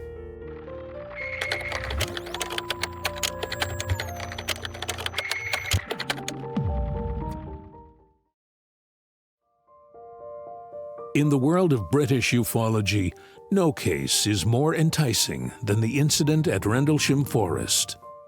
In the 40 years since the alleged extraterrestrial encounter took place, many researchers have attempted to uncover the truth surrounding Britain's Roswell. Investigations into the event has given rise to both skeptical and scientific conclusions, riddled with their own contradictions. What gave off these strange lights? Were they man-made, a natural phenomena, or visitors from a distant world? Well, one of the things about all the witnesses at Rendlesham, including Colonel Holt, is their credibility. He wasn't sent to, you know, England for an easy ride. He's been involved with returning prisoners from Vietnam, for example, and, you know, so he had a long and illustrious career in the military. They had all kinds of training, not just walking around with a dog, you know, and a flashlight. You make up your own mind, was this something that the military were testing?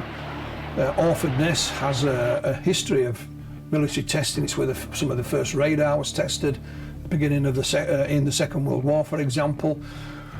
But would you test something where there's a storage of nuclear weapons? I'm not so sure you would. So then you look at the other alternatives. The skeptics will say that over the 3 nights, a number of things happened that they all misidentified. There was, you know, the lighthouse, the re-entry of a satellite or whatever. But the witnesses said, no, I saw this up close and personal. You know, and I've met the colonel, listened to what he had to say, you know, I think it's highly unlikely that he would misidentify anything, let alone the lighthouse. He went to speak to the lighthouse keeper, and he says the lighthouse has 3 coloured lights on it. The red one goes out to sea because red means don't come here. So if you were seeing a red light, you must have been out at sea. He has no idea what it is. He's gone on the record, he's written an affidavit, as have many of the other airmen that were involved as well. One little intriguing thing, as I mentioned, the first 2 airmen that went into the woods were Penniston and Burroughs. Now, Jim Penniston is the one that said he saw a craft, touched it, etc. His colleague, John Burroughs, who was standing just a few yards away, looking at the same thing, said, I never saw any craft, I only saw lights. Regardless of the light's origins, eyebrows were raised at the fact that unidentifiable lights near 2 Air Force bases containing nuclear weapons didn't justify a Ministry of Defense investigation. Lord Hill Norton, former Admiral of the Fleet, said that either these gentlemen saw what they claimed to have seen, or they were all under the influence of something illegal, which either way, surely that must be of defence significance. Investigations undertaken by ufologist Dr. David Clark in 2018 claimed the lights were a case of revenge. According to Clark, British SAS troops parachuted near RAF Woodbridge to test the security at their nuclear site, a potential target for Soviet agents.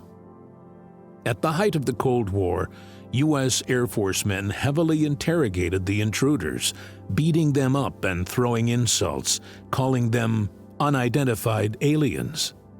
Scheming to get their own back, the British troops hatched a plan to show them what truly is an unidentified alien. Attached to black helium balloons were remote-controlled kites.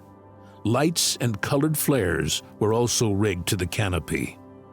Disputing this theory, U.S. airman and witness to the event Jim Penniston claims to have been within touching distance of the craft, too close to mistake the vehicle for balloons and flares. Upon returning to base, Penniston claims his 4-page tell-all witness statement was reduced to a small generic cover story, omitting his claims of being close-up and personal with a craft he couldn't explain. A classic gagging order, if you believe his claims. From there, the story takes an incredible dimensional twist, according to Penniston. He has never believed it was extraterrestrial. Based on his evidence, it was an interdimensional type craft. Us from the future. One of the books I published is by a scientist, a UK astrophysicist. It's called Andrew Pike. And Andrew had studied the case for many years.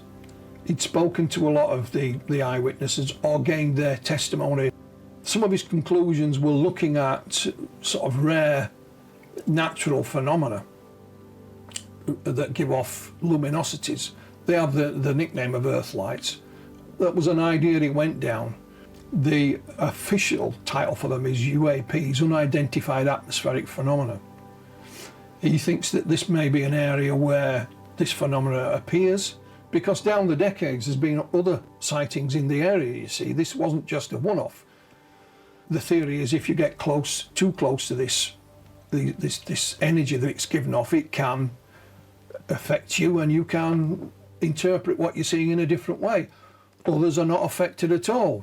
Hence we have Jim Penniston and John Burroughs. One sees a craft, one just sees the lights. That was one of his theories, but he also speculated that maybe there was a craft there, but maybe it may well have been, something experimental, and that whatever happened, it did affect those that got close up to it as well. But the thing about Andrew is the only scientist to officially go on the record and write about this incident and look into it in a serious manner. He's not a debunker, he's not a skeptic or anything like that. He just wanted to know. So his ideas should be welcomed, but it certainly provided food for thought. With no hard evidence apart from the audio tape, written affidavits, and potentially falsified witness statements, conclusions on the incident remain as theories. Undoubtedly, we may never know the truth, the real truth.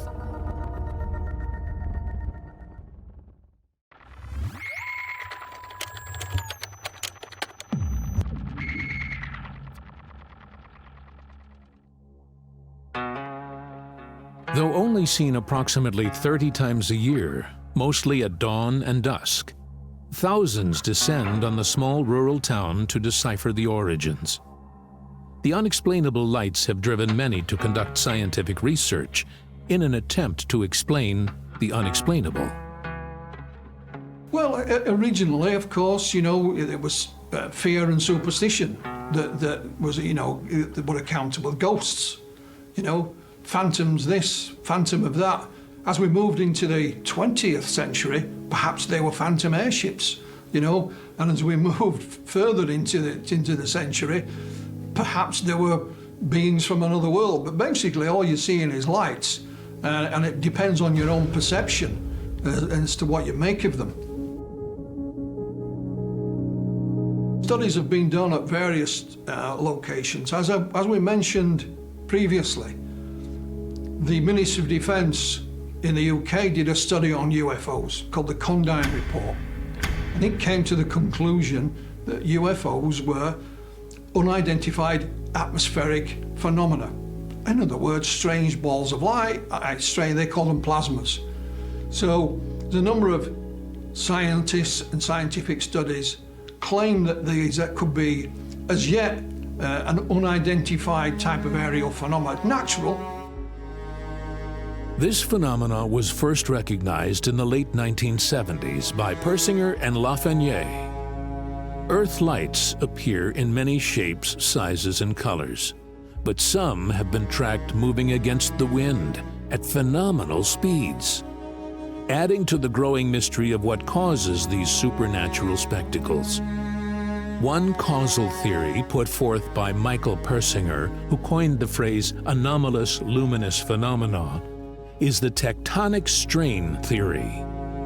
The theory suggests that stresses and strains beneath the Earth's crust create a natural event which causes the lights. The effects of magnetic disturbances in the region can also hinder the integrity of these observations, making you see odd movements and unusual colors. There are those, certainly when you look at Marfa, they think there is a skeptical solution, if you want to go down that route, that it is, caused by traffic, cars in the distance, and these lights are somehow reflected in a certain way, and that's what people are seeing, even though you can't see the cars. And that could be a possibility. But when you go to places like Hessdalen, these lights are seen down in the valley. There's only about 200 people live there. The locations where they've been seen, there are no roads. And in the winter, it gets down to -20 and about 10 feet of snow. I know, I was there in the winter, I can guarantee that. And they have caught them on radar. They have filmed them both in movie film, and still photographs. So there is a very real phenomena there. Rejecting the mirage caused by headlights, some researchers have pointed the finger at a superior mirage caused by layers of varying air temperatures refracting light. One hypothesis entertains the idea of glowing gases rising from the desert floor. Swamp gases such as methane and phosphine are known to ignite with oxygen under unique conditions. Even with no marshland in sight, the rare phenomenon is possible in the western Texas desert. Reserves of natural gases and oil lie in the surrounding ground in Marfa, shining a light on the potential cause of the mystery. The various mysterious lights will probably turn out to be some kind of atmospheric phenomena that as yet is understood by mainstream science and has nothing to do with ETs at all. Unknown. The official position is unknown. Though theories have been provided, the fact of the matter is, these are just theories. No facts have been proven. The mysterious phenomena, which has stumped its observers for centuries, remains beyond our human understanding.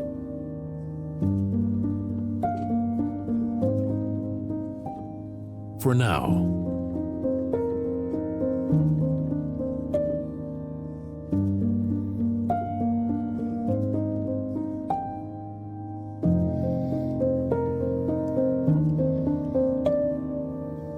Whether you are a believer or a skeptic, unidentifiable flying objects are within our atmosphere. Nearly all the lights in the sky can be explained, from astronomical events to man-made causations. But, as we have found out today, some remain unexplainable. While these remain unexplained, what harm is there to entertain the ideas of human time travelers, ghastly ghosts, or visitors from the distant void. Only through a greater understanding of our own human limitations, increased scientific knowledge, and heightened transparency of government will tales of unidentifiable flying objects be dismissed. Until then, evidence hints we may not be alone.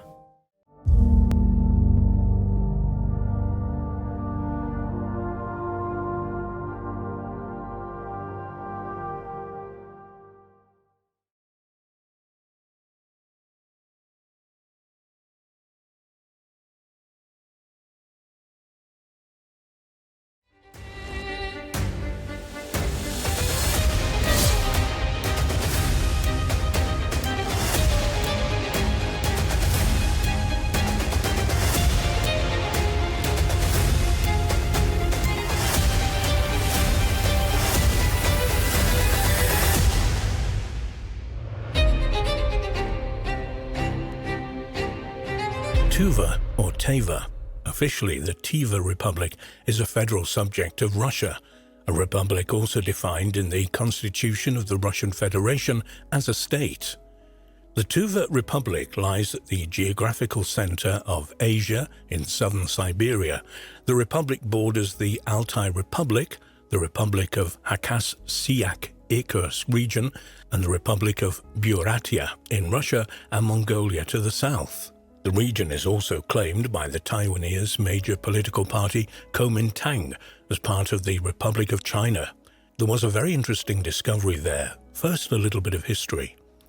Immigrants from northern China appeared in Tuva during the era of the Great Migration of Peoples.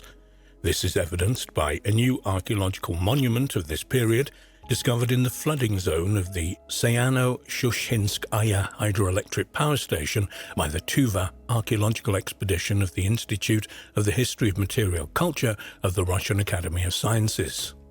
The monument became one of the most significant discoveries of the expedition in 2016, and its research has continued since then. It's a great discovery, and numerous archaeological sites have been discovered along the banks of the Yenisei River, according to the head of the expedition, Marina Kulisnovska, a senior researcher at the Department of Archaeology of the Central Asia and the Caucasus of the Russian Academy of Sciences. The most interesting is the Alatay burial ground, where 10 burials of the Huns were excavated, and nomadic people who lived in the steppes north of China in the 1st century BC to the 2nd century AD.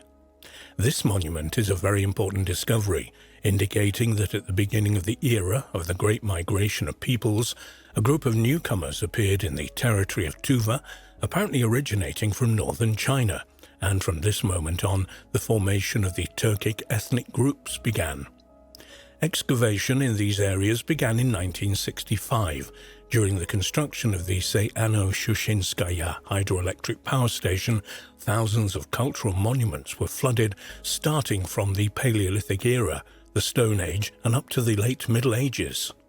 So we do not know what other historical features are hidden from us, and those who follow the research about the Akutia cauldrons and the ancient aliens of Akutia know that the same situation took place in Akutia, where because of these artifacts at the site, such as the cauldrons, were flooded, and we know where they are, but they're covered by tons of water. An object was found in the Alatay burial ground in Tuva, which the archaeologists themselves dubbed or called a smartphone. It looks very much like a modern gadget.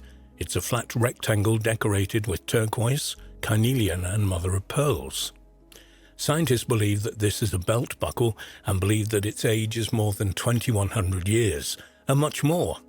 It's not known what this artifact was, but it was clearly created with the help of some technological tools, and pay attention to its smooth edges and the neat holes. Perhaps the nomads of the Huns simply found a certain product left over from more ancient civilizations that existed in the territory of Siberia. This stylish accessory has already been jokingly dubbed the ancient iPhone, and its owner was named Natasha.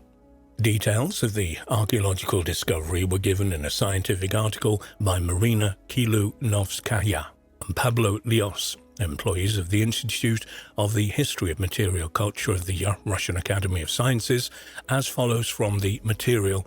The discovery was made back in 2016, but a detailed description of the artifacts found has become available to the general public very recently. The necropolis in Tuva was erected by representatives of the ancient nomadic people of Xiunan, who inhabited the steppes to the north of China from the 3rd century BC to the 2nd century AD. We're given a different period now and a different name. It was to protect against their aids that the Chinese Emperor Qin Shi Huangdi ordered the construction of fortifications known today as the Great Wall of China. The Xiunan were a tribal confederation of nomadic peoples who, according to ancient Chinese sources, inhabited the eastern Eurasian steppe from the 3rd century BC to the late 1st century AD. Chinese sources report that Modo Chanyu, the supreme leader, after 209 BC, founded the Xiunan Empire. The identity of the ethnic core of Xiunan has been the subject of different hypotheses because only a few words, mainly titles and personal names, were preserved in the Chinese sources. The name Xiunan may be the same as the Huns, although this is disputed by some scientists. The Hun state was at war with China throughout its short history, eventually disintegrating as a result of this conflict as well as internal strife. The area of settlement of the warlike nomads covered, among other things, the lands of modern Russia. About 110 graves were discovered by archaeologists on the island that temporarily comes out from the water when the waters become low. They were incredibly lucky to find the graves of rich nomads who were not affected by any actions of ancient tomb robbers, according to Kila Novatskaya. Scientists were able to determine the approximate age of the burial of Natasha thanks to some Chinese coins that once decorated the belt of the woman.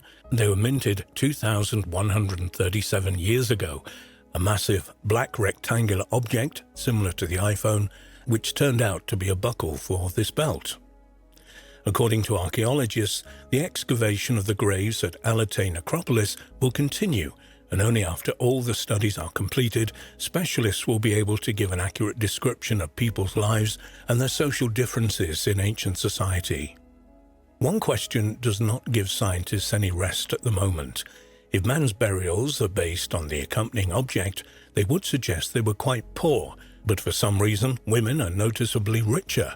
So in the graves of men, they usually did not put other things except for ceramic vessels, iron knives and other everyday objects. In the graves of Alatay were invariably located in the waist area. This indicates that this element was part of the funeral attire. During excavations in other Xiunan necropolis, for example, in Trans-Baikal or northern China, similar buckles were found at the feet or next to the buried person. The belt with a massive buckle, most likely an element of a woman's dress, which could initially be used as a wedding dress, was later worn on special solemn events, and departure to the afterlife, of course, is one of these. Buckles made of black amber were not as strong than similar products made of bronze or bone. Frequent exploitation made them unusual, as evidenced by the finds of fragments of such buckles during the excavation of this young new hill. In these places, archaeologists also found graves belonging to other eras, from the Bronze Age to Genghis Khan. Earlier, 2 partially mummified ancient fashionistas were discovered buried together with the items. They treated one of them, calling it Sleeping Beauty, who was originally considered a priestess, but in fact turned out to be a specialist in working with leather products. The second, in prehistoric times, worked as a weaver. Burials with bronze buckles, or as they're called, open-work plates, are of great interest. They're all unique. There are only a few dozen such bronze buckles around the world. In 2018, they found 2 small buckles which apparently were used to decorate shoes. There is a series of buckles with geometric patterns, and at the very end of the lines of the geometric pattern, the heads of horses or snakes are depicted. During the next excavations, archaeologists were attracted by an unusual find. Next to the ancient skeleton was an object of rectangular shape. During the excavations, an unusual accessory was found in a burial dating back to the Xiunan era, which has not yet met with analogues. According to Marina Kilonovskaya, the age of the find is approximately 2100 BC. But if it was made in China at the time, it was ruled by the Xia dynasty, which lasted from 2100 BC to 1600 BC. And at that period, they used stone tools like the hand axe. They also made use of fire and perfecting the stone tools that they created. Archaeology was improved during the Xia period, and pasturing was started along with irrigation technology that was greatly improved. The production of dried and earthen goods also took place. The use of ships and vehicles arose, and the use of varnish became commonplace. Silk production and weaving also took place during the Xia dynasty, as well as drilling and carving technology. But the most recognizable innovation during this period was the creation of the calendar, based on two different patterns. The use of jade bronze vessels and bronze casting became popular at that time. If this dates back to 2137 BC, then we need to remember this was a day of a memorable celestial event when the official Chinese records reported that the sun and the moon could not live peacefully together in the sky. And it was just the first total solar eclipse that made it into the history books. In fact, one scholar tracked down records of 916 solar eclipses between 2137 BC and 1785 AD in Chinese literature. Of course, it's only the year. We don't know if there's any connection when the iPhone buckle or whatever the object was made of. We just don't know that. Let's go back to Tuva. One point where the Tuva expedition worked in 2016 and planned to continue, but we don't have too many updates, almost none about their findings so far. It was the territories bordering with Mongolia in the south of Tuva and the Opsinor Basin and in Mongolia. The research was carried out here jointly with the Institute of Archaeology of Mongolia. During the study of the rock art monuments of Jura from 12 to 18 carat Takan, and two located here at the expedition, found several hundred new drawings reproducing scenes of processions of animals, hunting, battles, chariots, houses, figures of gods, deer, predators of different historical eras, Carrick Sewer, a mound resembling a wheel with spokes in design, and a ritual burial of the Bronze Age. They also discovered the 2nd millennium BC bones of red deer and bull. Since ancient times, a path connecting Tuva and Mongolia has passed through the Mongon Sakir Gorge, along with the Amasana himself, who was a hero of the people's resistance of the 18th century past. Did George Van Tassel build a structure in California that could slow down the aging process based on instructions given to him by extraterrestrials? And was he killed before he had a chance to fully finish this facility and share it with the world? According to some researchers, that is a strong possibility. Although he spent the vast majority of his life in California, George Van Tassel was born in Jefferson, Ohio, where he spent the first 2 decades of his life. After dropping out of high school while only a young teacher, he obtained a private pilot's license.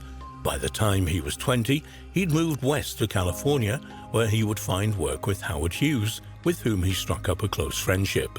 There is little doubt that for all his skill and intelligence, Van Tassel was an eccentric, and very much had a spiritual side to him. It was during his early years in California when he met another eccentric person, Franz Kritzer. Kritzer was an entrepreneur of sorts who had developed a mining operation at Giant Rock in Landers, and also converted nearby land into a private airstrip. In fact, Kritzer lived in several rooms he had carved himself underneath Giant Rock near the mines. It was here where Van Tassel began spending an increasing amount of time, undoubtedly learning whatever he could from Kritzer. In 1942, however, with the United States having recently encountered the Second World War, Kritzer received orders from local authorities to register himself as available for the military draft. Rumors had been circulating for some time, most likely incorrectly, that Kritzer was a German spy. And when law enforcement arrived to give him a friendly ride to the draft office, the culmination of that meeting did little to quash such talk. Kritzer emerged from his settlement under Giant Rock with dynamite around his neck and a wire in each hand. he stated that he wasn't going to the draft, and with that, he touched the wires together and blew himself up, killing himself instantly. At least that is the official version. Reports would circulate afterwards that the explosion was the result of an FBI raid that had not gone according to plan, and that a tear gas canister had ignited dynamite stored near the entrance where Kritzer was standing. Whatever the truth of the matter, a short time after his friend's death, Van Tassel bought the land once owned by Kritzer, and after building a small house near Giant Rock, moved his family to their new home.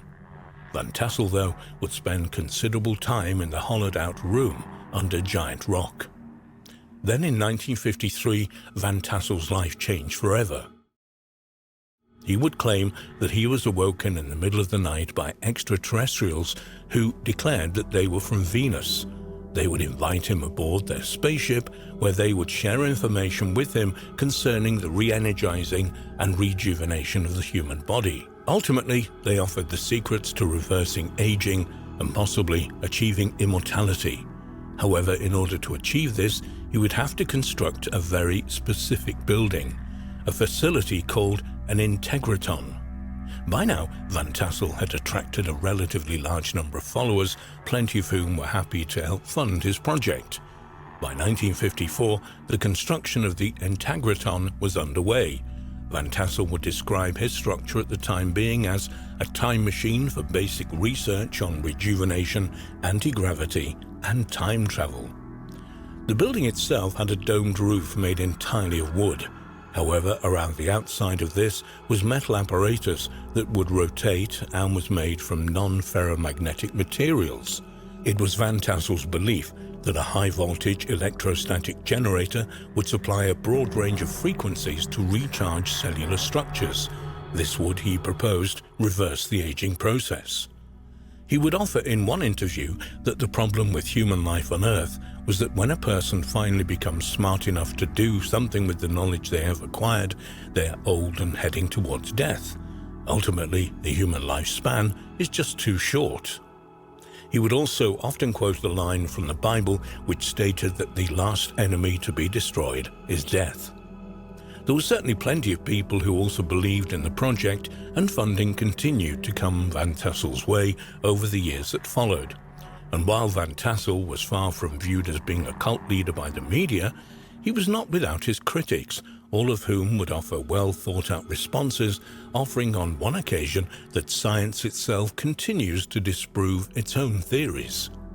Ultimately, after almost 25 years in early 1978, Van Tassel would state that the integratron was almost complete and fully functional, and that he would appear in a television interview to update everyone on these final technological steps.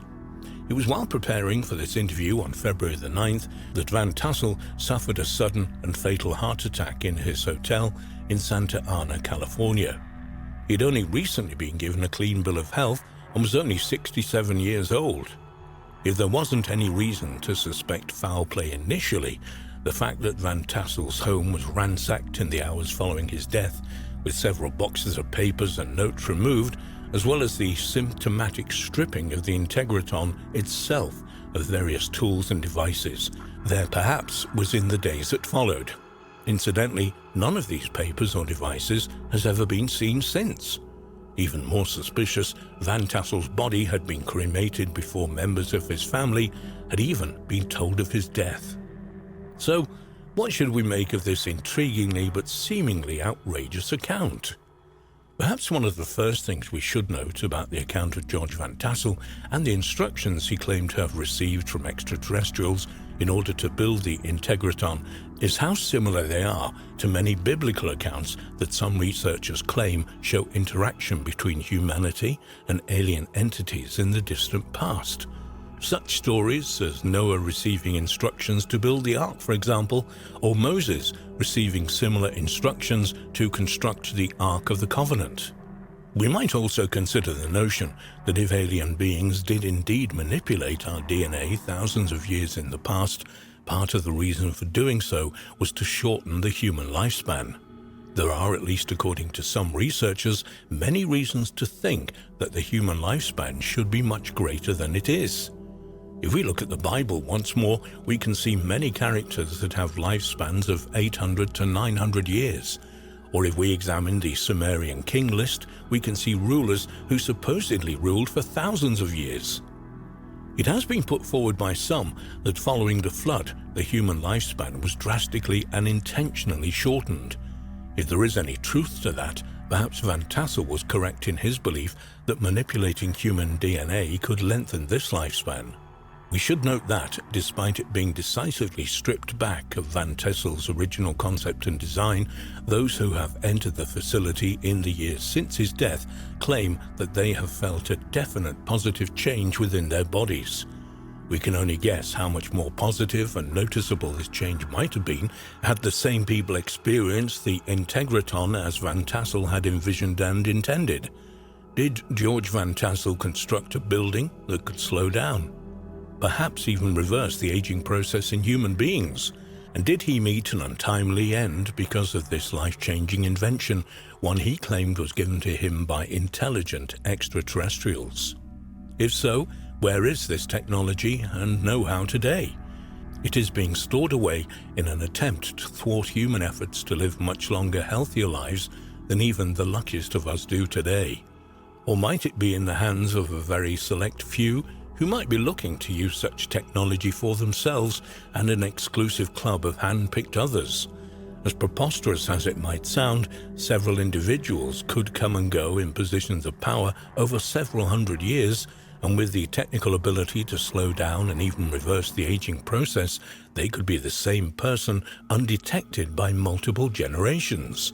Indeed, while it is easy to dismiss Van Tassel's claims as the ravings of an eccentric, if captivating individual, the fact that his work was seemingly stolen from under his family's nose only hours after his death, a death viewed by many as, at the very least, a little eyebrow-raising, suggests there could be a lot more to his work and more validity to his theories than many might think.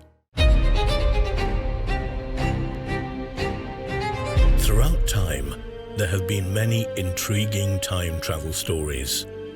One of the most puzzling accounts deals with a very brilliant Egyptologist, Joseph Bonomi, and a mysterious inventor named Samuel Alfred Warner.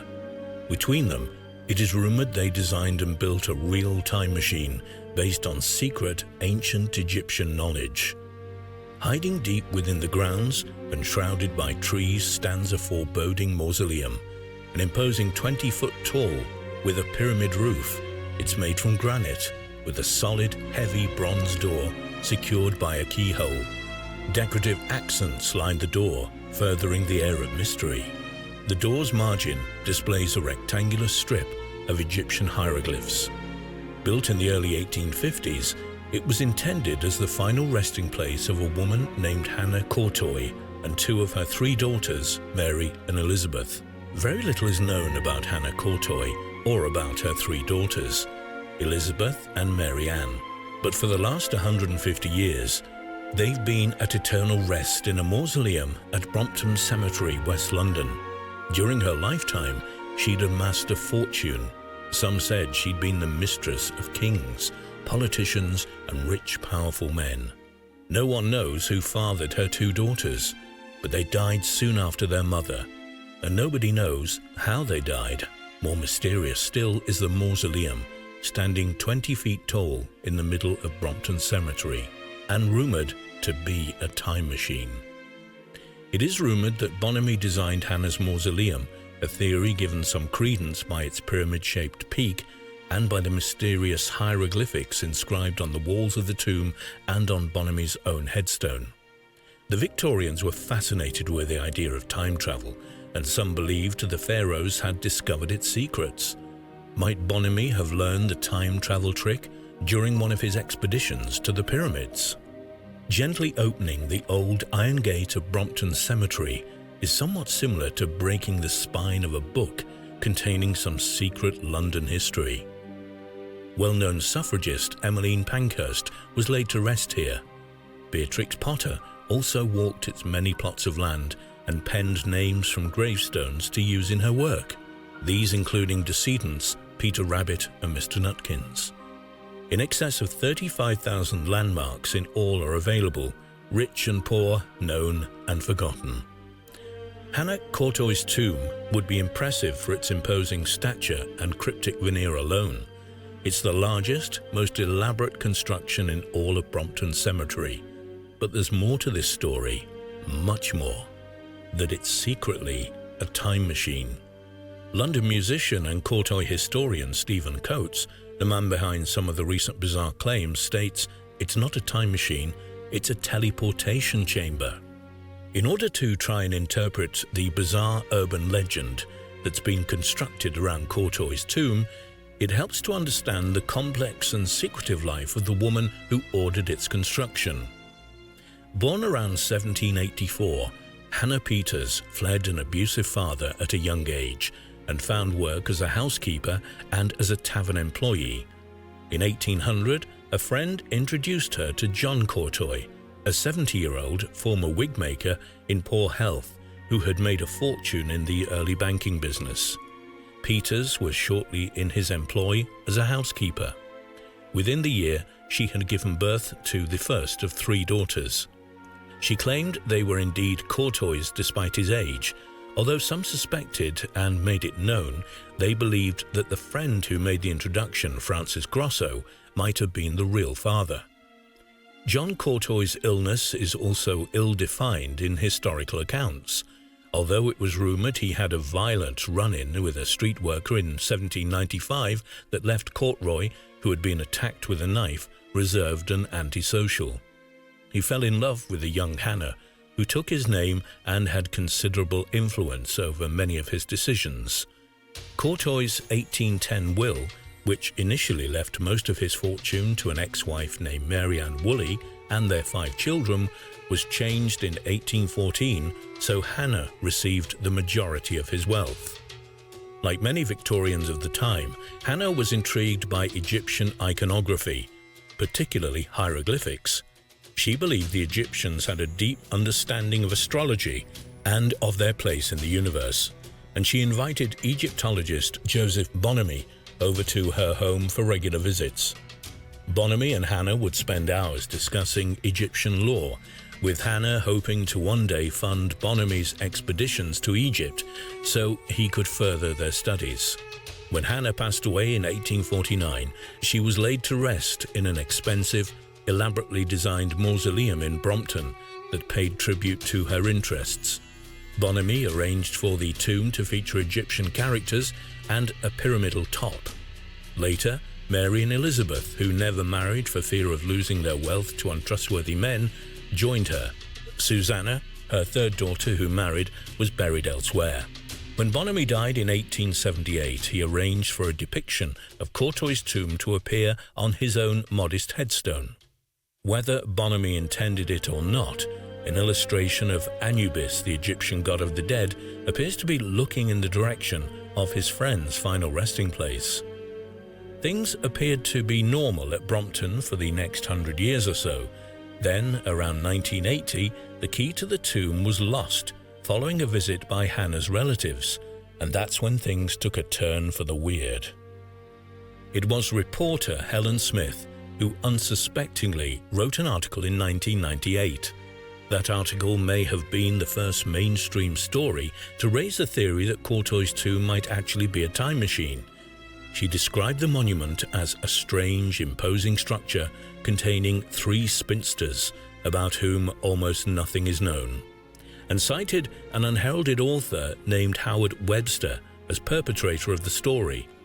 Webster claimed his research had excavated a connection between Bonamy and Samuel Alfred Warner, a maverick Victorian genius and fraudster said to have attempted to interest the British Armed Forces in several advanced weapons, too advanced, in fact, to actually exist.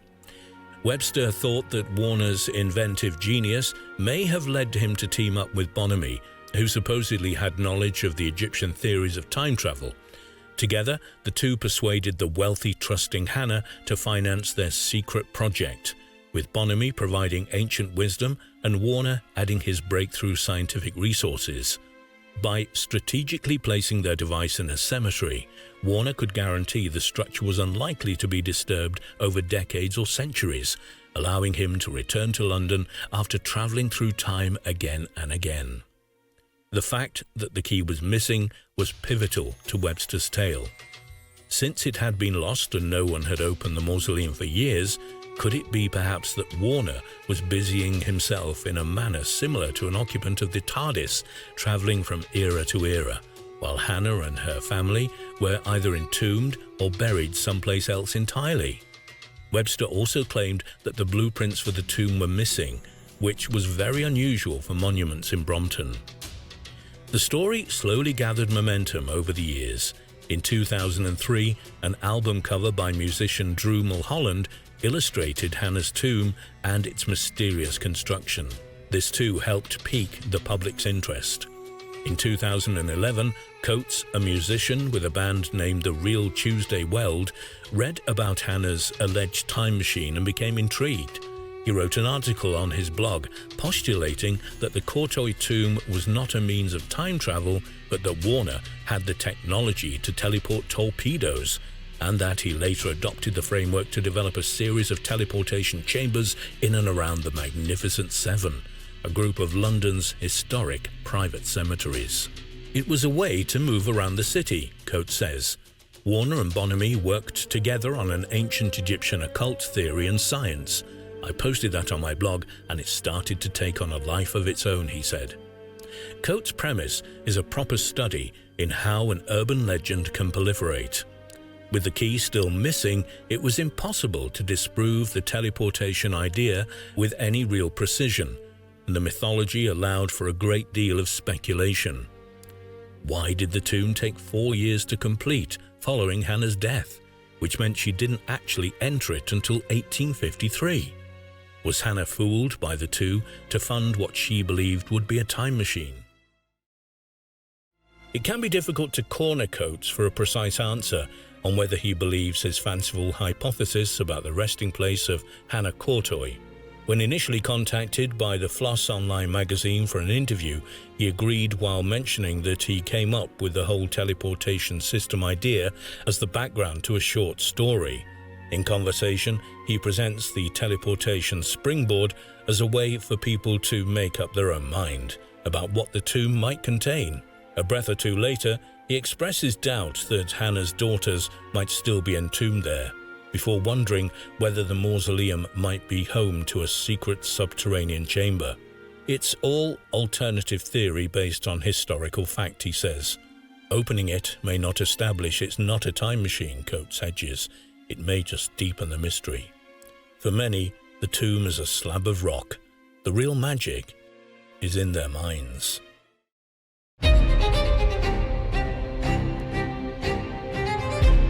In the 1820s, England medical doctor and paleontologist Gideon Algernon Mantle discovered some of the first dinosaur fossils ever recorded. But inside the millions of years old deposits of chalk and flint, he also claimed to have discovered coins and other antiquities. Is his account to be trusted? If so, how did they get there?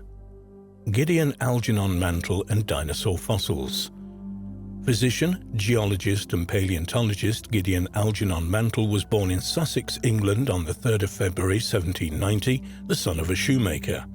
Mantell studied medicine in London, but in 1811 returned to Sussex where he became a successful surgeon. But from an early age his passion had been geology, and he developed an interest and passion for the various types of fossils that could be found in the chalk quarries in the countryside near his home.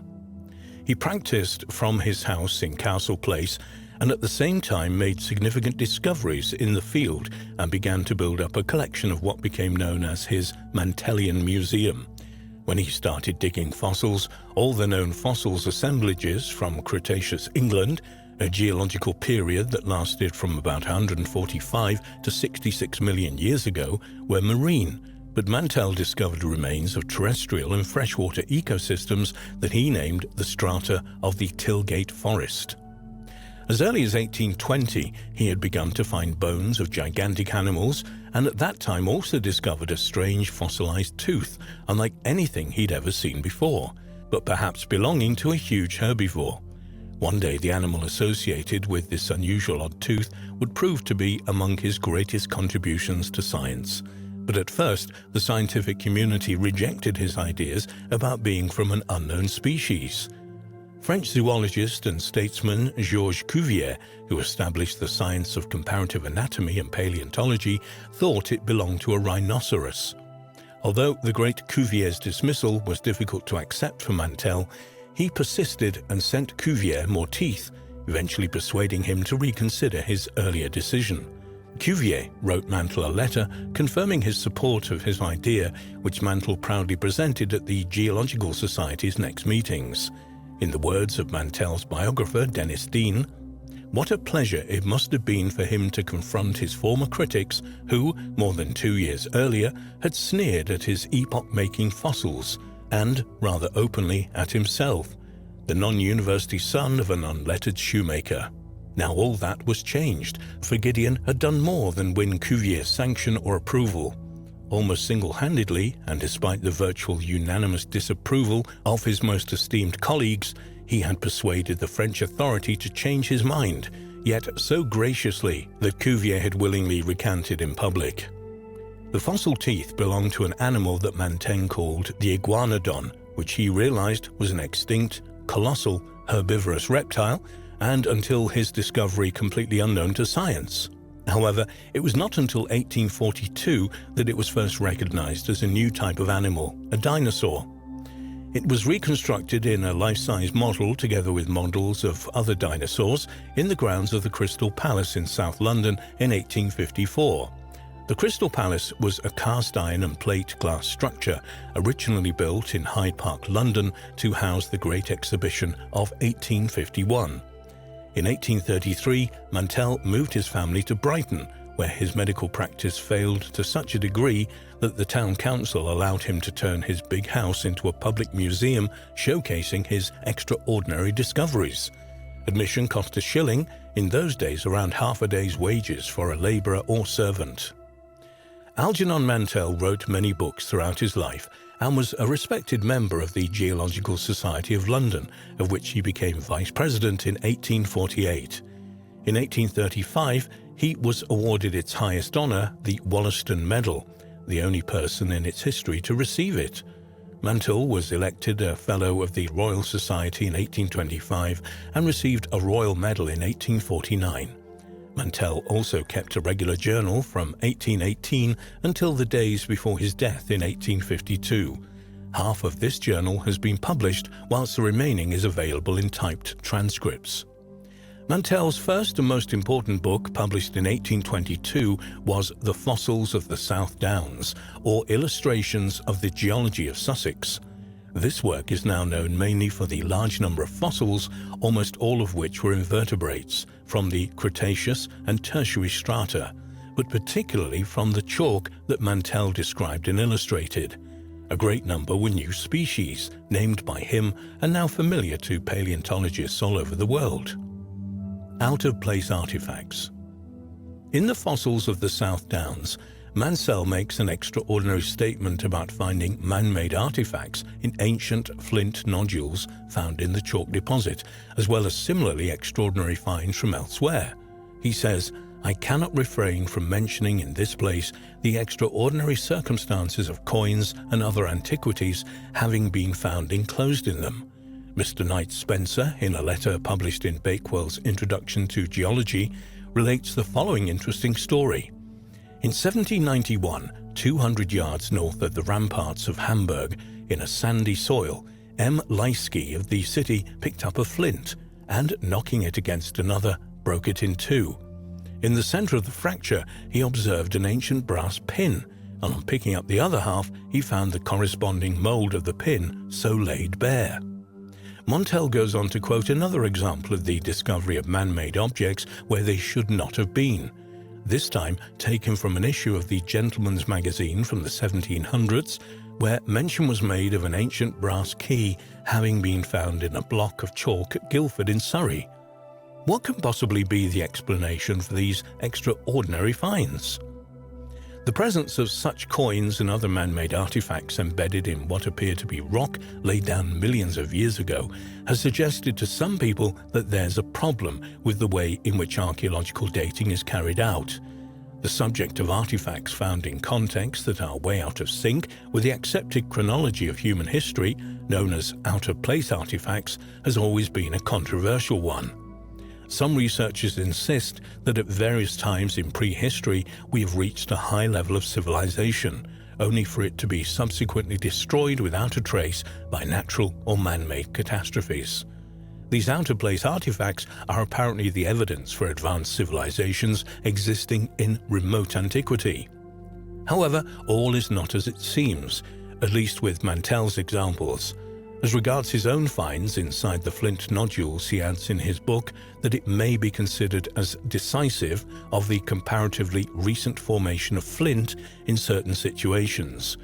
Of the find mentioned in the Gentleman's Magazine, he says that inquiries into the account proved it to be too apocryphal to be worthy of credit.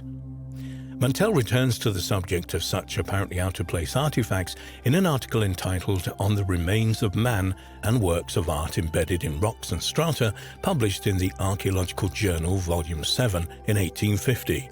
In this work, he states a number of examples of ancient man-made objects being encased in rock, and says that they could all be explained by natural geological processes. In one example, which he quotes, he says, "During my early attempts to investigate the geological structure of the southeast of England, I one day received a note from a Southdown farmer informing me of the discovery of a large iron nail in the center of a flint which he had accidentally broken.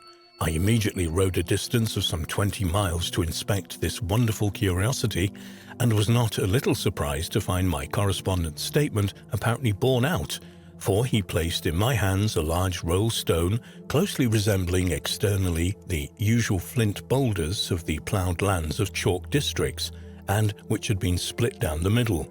On one side was embedded a large iron nail, and deeply impressed on the opposite surface the corresponding mould.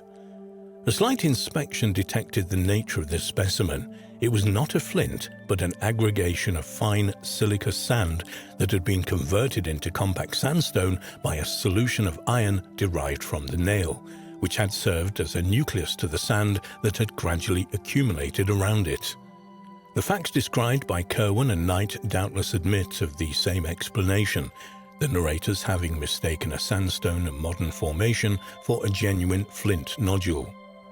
When residing at Brighton, I obtained many specimens of recent ironstone from the fishermen who dredged them up from the Bristol Channel.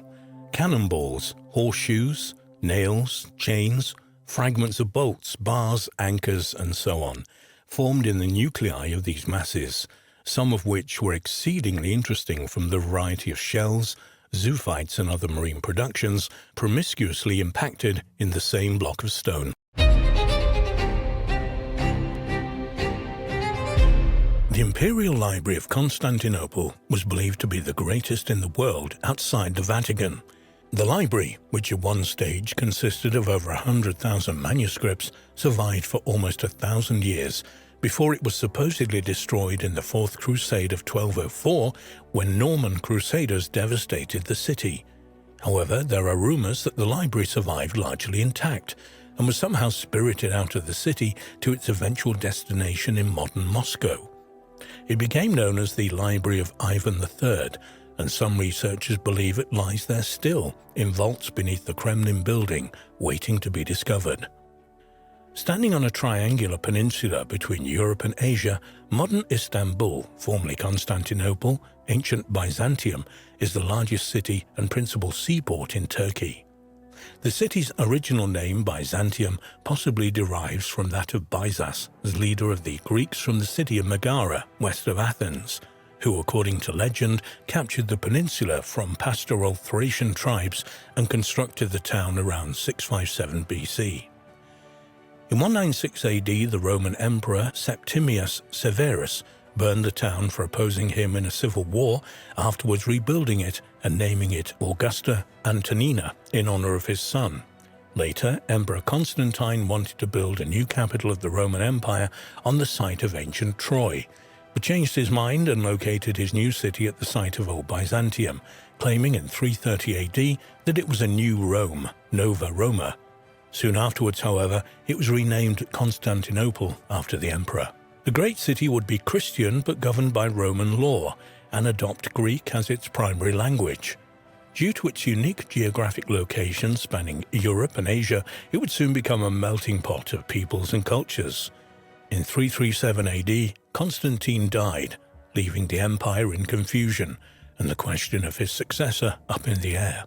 Finally, his son Constantius II defeated his brothers and all other challengers to become the Roman Empire's sole emperor. Constantius II expanded the governmental bureaucracy, adding quaestors, praetors, and even tribunes. According to most historians, he is credited with building the first of three Hagia Sophias, the Church of Holy Wisdom, in 360 AD.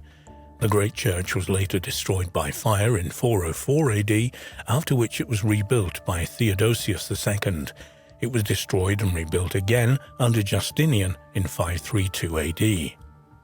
Constantinople was the heart and capital of what became known as the Byzantine Empire, the eastern half of the Roman Empire.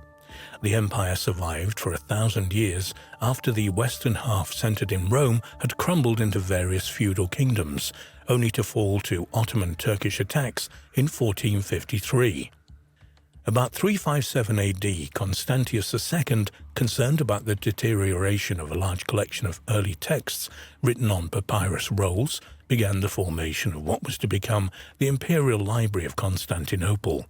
He ordered manuscripts, including the Judeo-Christian scriptures copied from papyrus, onto the more permanent medium of parchment or vellum. The person in charge of the library under Constantius II is believed to have been a man named Themestius, who supervised a team of scribes and librarians who copied the texts on papyrus rolls onto parchment or papyrus codices. It is believed by some researchers that this library preserves some of the texts that survived the burning of the Library of Alexandria, though the historical accounts of the various periods of destruction at Alexandrian are not clear on this. The 12th century epitomist Johann Zonaras Relays was quoted as stating that in 475, when the Imperial Library of Constantinople was damaged by fire, contained 120,000 volumes, which suggests that the library grew steadily during the 1st century after its founding. In fact, the majority of Greek classics which exist today are known through Byzantine copies originating from the Imperial Library of Constantinople. The Theodosian Code informs us that in 372, the Emperor Valens ordered the employment of 7 copyists, 4 for Greek and 3 for Latin texts, and some assistants to maintain and repair the books at the Imperial Library. Thus we know that the library housed both Greek and Latin texts, but not necessarily in separate libraries, as was the practice in Rome. It is known that the library was burnt in the year 473, though ancient sources reported that Constantius II, Themestius, and the scribes working at the library managed to save and recopy many works before they were completely lost to the fire. Some historians believe that part of the collection housed in the library was later obtained by Emperor Charlemagne in the 8th century, though there is no solid evidence to support this. What is beyond doubt is that the Imperial Library is known to have been at least partially destroyed in the Fourth Crusade in 1204, when Norman Crusaders sacked Constantinople, almost completely destroying the city. The Imperial Library was set on fire, probably destroying much of its collections. It is believed that Crusaders may have sold some rare Byzantine manuscripts to Italian buyers. At Constantinople, shortly before the city fell to the Ottoman Turks in 1453, we get a glimpse of what may have been the last remaining part of a great library there from a Spanish visitor to the city who saw a reading room in the imperial palace. At the entrance to the palace, beneath certain chambers, is an open loggia of marble with stone benches around it and stones like tables raised on low pillars in front of them, placed end to end. Here are many books and ancient writings and histories, and on one side are gaming boards. The palace that this visitor saw has disappeared, and we don't know if it was part of the Great Library at Constantinople or in a private collection. Zoe Paleologina who later changed her name to Sophia around 1449, the 7th of April 1503, was a Byzantine princess who became Grand Princess of Moscow as the second wife of Grand Prince Ivan III. Known as Sophia of Byzantium, she was the niece of the last two Byzantine emperors, and her marriage was proposed by Pope Paul II in 1469, either in the hope of strengthening the influence of the Catholic Church in Russia or of unifying the Orthodox and Catholic Church. Some researchers believe that when Sophia and her entourage left Constantinople and travelled to Moscow, she carried with her as her dowry some of the treasures of Byzantine, among which were the remains of the Imperial Library.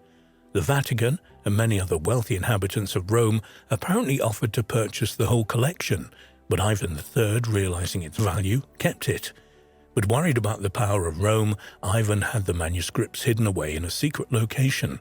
This location became known as the Vaults of Liberia. Liberia comes from the Latin word liber, meaning book. It is believed to have been located underneath Moscow, possibly in a large tunnel network beneath the Kremlin.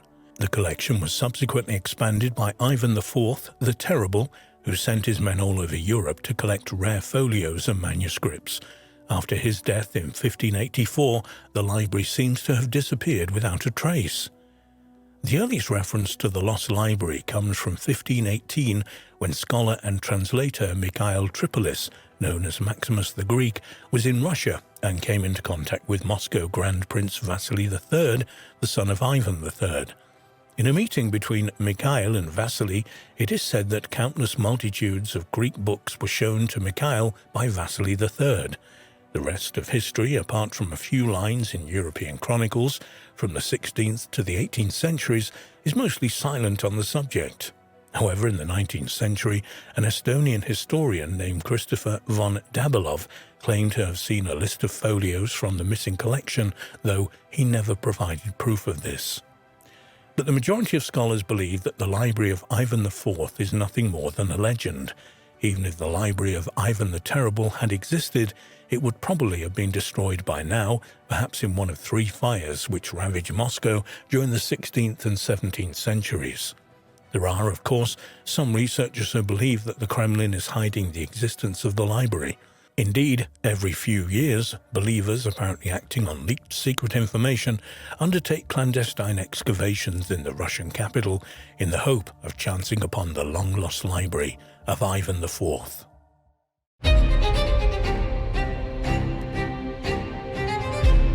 There are many examples of technological know-how and advanced engineering in ancient times, and these range from magnificent megalithic structures to intricate designs of musical instruments and even medication. There is perhaps no better place to start when looking at technological achievements of the ancient world than the pyramids of Giza, not least as we still have no real idea just how these massive structures were built, or why. Even when experiments have gone ahead to try to explain these perplexing buildings, all have failed to provide a solid explanation. And as well they might, given that the pyramids are made up of millions of huge stone blocks, each weighing multiple tons. And what's more, the sheer precision with which these stones are being placed only makes their construction all the more mysterious. Whether the truth of just how the pyramids were constructed ever comes to light remains to be seen. For now, though, they remain a complete mystery. Across the Atlantic Ocean on the outskirts of Cusco in Peru lie Inca ruins, some of which are just as perplexing as the pyramids of Giza.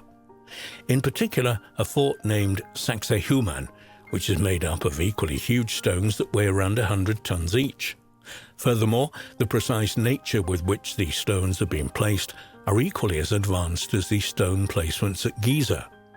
Even more remarkable is the fact that these stones appear to have been treated so they have a smooth, polished surface, something that could only realistically have been achieved in a huge kiln much larger than has ever been known to exist. Much like the pyramids of Giza, there have been many theories put forward to explain how the stones were positioned and treated. None have been able to show conclusively that they are correct, and the fort's construction remains unexplained.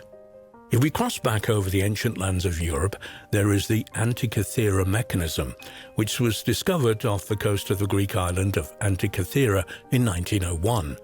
Upon examination, it appears clear that the device is some kind of advanced mechanical reproduction of the solar system. This device is said to date back to around 200 BC, leaving those who have investigated it completely at a loss as to how such a device was built almost 2,000 years previously. In total, almost 40 separate intermeshing gears are contained within the device, which is entirely accurate in its workings, and is truly a peek into the past and the technological know-how that was clearly present in antiquity. Although it is something that has been well documented between the years of 600 and 1200, a weapon of the Byzantine Empire known as Greek fire still cannot be replicated today. According to the many reports of this deadly weapon, pipes were fitted to the masts of warships, which, when activated, fired a thick fire at enemy ships and soldiers. And what's more, this strange fiery substance was able to continue to burn for some time on the surface of the water. Suddenly, however, at some time around the 1300s, the deadly weapon simply disappears from history. It's not clear why this happened, with some suggestions being that the ingredients required to make this substance became suddenly unavailable, or that the knowledge of how to blend the required ingredients simply became lost as the empire itself weakened. What makes the Lycurgus cup is so intriguing, its remarkable decorations around its side, is that nobody is entirely certain as to what the cup is made from. What is further interesting about the Lycurgus cup is that the glass within it is dichroic, which means that when a light is shone behind it, it shines red. However, shining a light in front of it will make it appear green. What makes this so interesting is that this effect is achieved by changing the structure of gold and silver nanoparticles, something that modern science only managed to achieve in the 1970s. Just how this was achieved in an item thought to date back to Roman times is beyond explanation, although some people have put forward that this could have been completely unintentional and achieved purely by chance. It would appear from the many writings speaking of it that ancient Egyptians and ancient Greeks made use of a drug that was an ancient equivalent of an antidepressant. Known as nepenthe, it translates to anti-sorrow and was seemingly given to those who were feeling sorrowful or sad, what we would call in the modern world depressed. Although there is documentation of its use, it's not certain exactly what the drug is, whether it's a single plant or herb, or an ancient combination of different ingredients. Some researchers have suggested such drugs as cannabis or opium to be the true nature of nepenthe. However, both drugs were widely known and used in the ancient world, and we would assume that they would simply be referred to as such. Whether nepenthe contained a mixture of cannabis, opium, and other such drugs remains a mystery. Perhaps one of the strange mysteries from history is that of the Stradivari violin. Widely considered to be the finest violins ever built, the Stradivari family produced these masterful instruments throughout the 17th and 18th centuries. It is thought that around 600 still exist today. However, there is no one who knows just how to make or recreate them, meaning their numbers will continue to dwindle, and it's unlikely an exact replica will ever be reproduced. Although they can't be reproduced, some scientific studies of these instruments suggest that the wood they are made from is particularly dense, which is likely to contribute to their unique sound. Another substance that the modern world has collectively forgotten how to produce is Damascus steel, a particularly hard and strong metal used in the Middle Ages throughout the Middle East. Its ability to be shaped into particularly sharp edges made this metal ideal for making blades for swords and other weaponry. Like the Stradivari violins, although there are plenty of examples of these blades made from Damascus steel in the modern world, the knowledge to make the metal itself has been lost, and despite several attempts to recreate it, all have fallen short. While this knowledge was likely lost as empires fell and demographics changed, there was also likely an element of keeping such knowledge secret, meaning even in the Middle Ages, only a select few would have been privy on how to produce the metal. In 1940 in the United Kingdom, an experiment was set up that is largely referred to as the Oxford electric bell, which involved 2 brass bells being buried beneath 2 dry piles and then sealed. This apparent makeshift battery then produces enough power to create an electrical charge that swings a hammer of sorts that chimes the bell. What is particularly amazing about this is that this battery has remained charged ever since and continues to chime the bell today. Scientists are not certain when the charge will run out, if indeed it will, as they don't wish to interrupt this generational experiment by delving beneath the dry pile. They will have to wait until the battery runs out before they can examine it further. Without a doubt, one of the most remarkable technological achievements of the ancient world is Da Vinci's tank, otherwise referred to as Leonardo's fighting vehicle. When we examine the designs and blueprints of this vehicle, it's clear that Da Vinci was light years ahead of his time, both in this design and in general. Perhaps what makes this vehicle even more intriguing is that the gear system appears to have been designed and placed in reverse order. This could be one of the quirks that truly makes Da Vinci a unique and one-off individual. It could, though, particularly if we subscribe to such notions as being able to look into the future or even time travel to explain this advanced know-how of some kind of reverse engineering. Indeed, the ancient world remains a mysterious place indeed.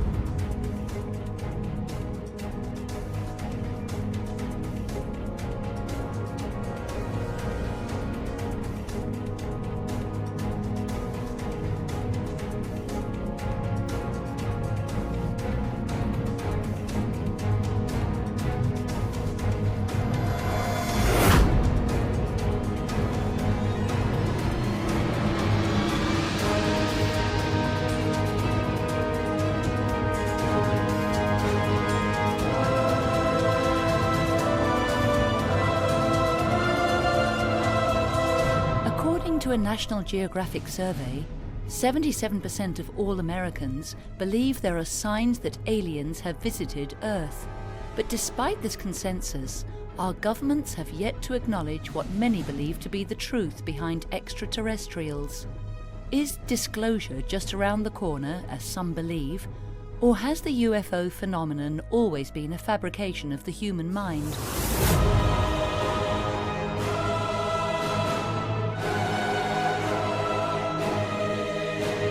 The evidence has been mounting that our governments indeed know more than they are telling. In recent years, a growing number of credible scientists and investigative researchers have been lobbying for the truth to be told. One of these advocates is Stanton Friedman, a top nuclear physicist who has worked for GM, GE, Westinghouse, Aerojet General Nucleonics, and McDonnell Douglas Aircraft. Friedman has published more than 90 UFO papers and has appeared in countless documentaries and hundreds of radio and TV programs, including Larry King. And what it really would take would be a Woodward and Bernstein, who blew the lid off the political Watergate to blow the lid off the cosmic Watergate. The data's there. Quote General Bollinger, show the NSA and CIA documents. You can't deny their reality. Jim Mars is the author of Alien Agenda, the top-selling non-fiction UFO book in the world. Mars began teaching a course on UFOs at the University of Texas at Arlington in 2000 and has since appeared on ABC, NBC, CBS, CNN, C-SPAN, as well as the Discovery, Learning and History channels. Today, all you have to do is Google UFOs and look at the images, and you can't take a picture of an hallucination or a psychosis. So they're real. So the question now is, what is the alien agenda? Stephen Bassett has been fiercely advocating the end of the 68-year government-imposed truth embargo regarding the ET presence. An executive of Paradigm Research Group, Bassett is the executive producer of the X Conference, the Citizen Hearing on Disclosure, and the Congressional Hearing Initiative. We're facing the potential for a massive renaissance in science, in political reform, and none of that can happen because the governments of the world will not yet even acknowledge the existence of the ETs. Kathleen Marden is known around the world for her work as an alien abduction ET contact researcher, author, and lecturer. She is recognized as the world's leading expert on the Betty and Barney Hill abduction case and is the recipient of MUFON's 2012 Ufologist of the Year award. My research and the evidence and the scientific evaluation of that evidence has convinced me that this case is real and that it was being covered up by the government and by a small group of debunkers who wanted to make Betty and Barney look like kooks. Ron James is a prolific filmmaker and writer. He is author of the book Messiah: Awakenings and has won many awards, including the EBE Award for ET-related films 4 times. There are a lot of races throughout the universe, and that there's very, very many of them that are so far advanced beyond us that we probably can't even comprehend their technology or what they're capable of. And how we play into that, we don't know. Patty Greer is one of the most devoted crop circle filmmaker researchers today, having produced 6 documentary films that have received prestigious awards. Greer's data brings metaphysics, ET technologies, and science together to offer a clear understanding of this astounding phenomenon. This is the most important story never told, how real this is on the planet, and the fact that all these people being well paid are being paid to not tell the truth. That's old paradigm. And all the money now is behind making sure that this information doesn't get out. I'm not expecting there will be full disclosure. There are plenty of reasons for the government not to disclose what they have learned. Because if they learned any technological stuff, why should the U.S. put it on the table if the Russians and Chinese don't put on the table what they have learned? If you're waiting on a government official to hold a big press conference and say, okay, here's the truth about UFOs, you're going to be waiting a long time, okay? Because any government official that would admit to that is then admitting that they've lied to us for 70 or 80 years. We need to tell the world's people the truth. That's disclosure. Now, once that's happened, I anticipate a year or 2 of intense engagement of the issue by everyone. And after about a year or 2, I think the planet will be collectively ready, not for disclosure, but rather for open contact. I have a feeling open contact will follow. We this year, we Earthlings, will spend $1 trillion on things military. $1 trillion. Well, thousands of children die every single day of preventable disease or starvation. Nationalism is the only game in town. There's just too much to lose, too much water under the bridge. I'm very involved in the disclosure process politically, and I do believe that it serves a very, very important purpose. And that purpose is to keep the pressure on. If you're doing this work with clarity, you're going to bring a lot of truth to the public. The races of grays, and this is what I specialize in, are telling individuals that there is not going to be disclosure by them immediately. In fact, I think we're undergoing a conditioning process right now through movies and TV and news accounts and sightings and abductions and crop circles, you name it. It's all around us, and more people are beginning to understand that this is a serious issue. There is a program in the works so that we will be able to communicate with them and they'll be able to communicate with us. I believe that there's kind of a plan to this, that it's been done before, and they have been helping to drive the process, that they want self-disclosure. Open contact is to follow. What I believe is happening right now is that this political pressure is combining with all of the other different pressures coming from different places and the media to create an atmosphere where the knowledge is readily being distributed. There would be a big discombobulation for the world. It's possible they may lose their patience. If we drag this out long enough, they may be forced to do a force majeure disclosure event. There's a big difference between the world governments announcing to their citizens the presence of extraterrestrials and providing information, and extraterrestrials forcing their reality on the world's people outside of government involvement. I know of no government on this planet that wants its citizens to owe their primary allegiance to the planet instead of that individual government. So I'm not expecting full disclosure. I don't want to see it. I want the government to say, yes, we're being visited. We're holding these international conferences to deal with the psychological, religious, technological, etc. aspects of that. Full disclosure is only going to come from them, okay? And think about it. All they got to do is hover over a city long enough for the news crews to get out and take footage, and then the game's up. Over time, they think that we will evolve to the point where we can establish communication, but it is at some point in the future. It is not going to happen immediately, according to the reports that I've received. Telling the truth in times of universal deceit is a revolutionary act.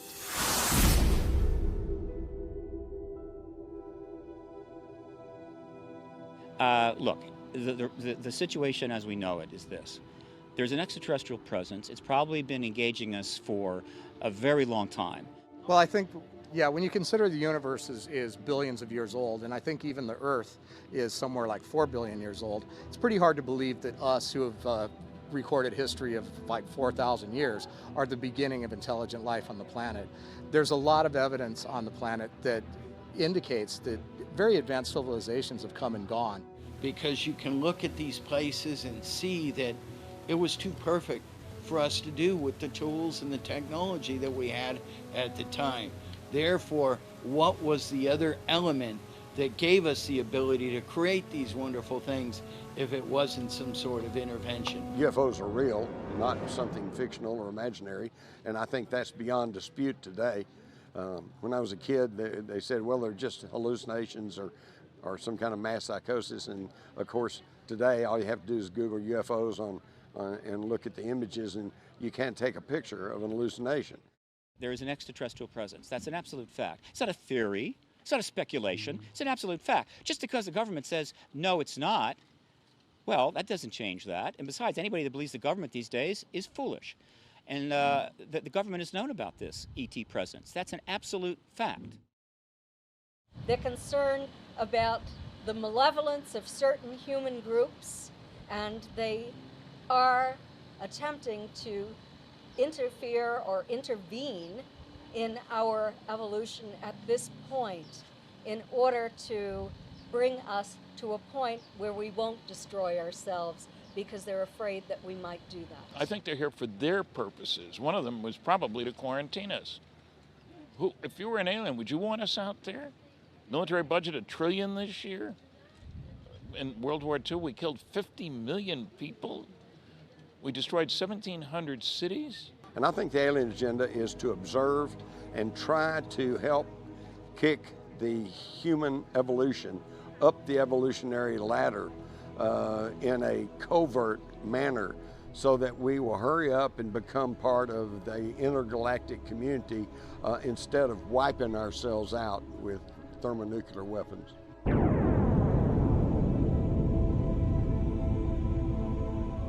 Andromedans are one of 139 planetary systems that comprise the Interstellar Alliance. We are and have always been the watchdogs of the universe for nearly 2 million years. On the other hand, let's not act as if we're their equals. I don't talk to the squirrels in my backyard. I might say scat once in a while, you know. So we're not equals. People say, why don't they land on the White House lawn? The President of the United States does not speak for 7 billion Earthlings. That's pretty darn clear. The universe is at least 13 to 14 billion years old. We have a young star.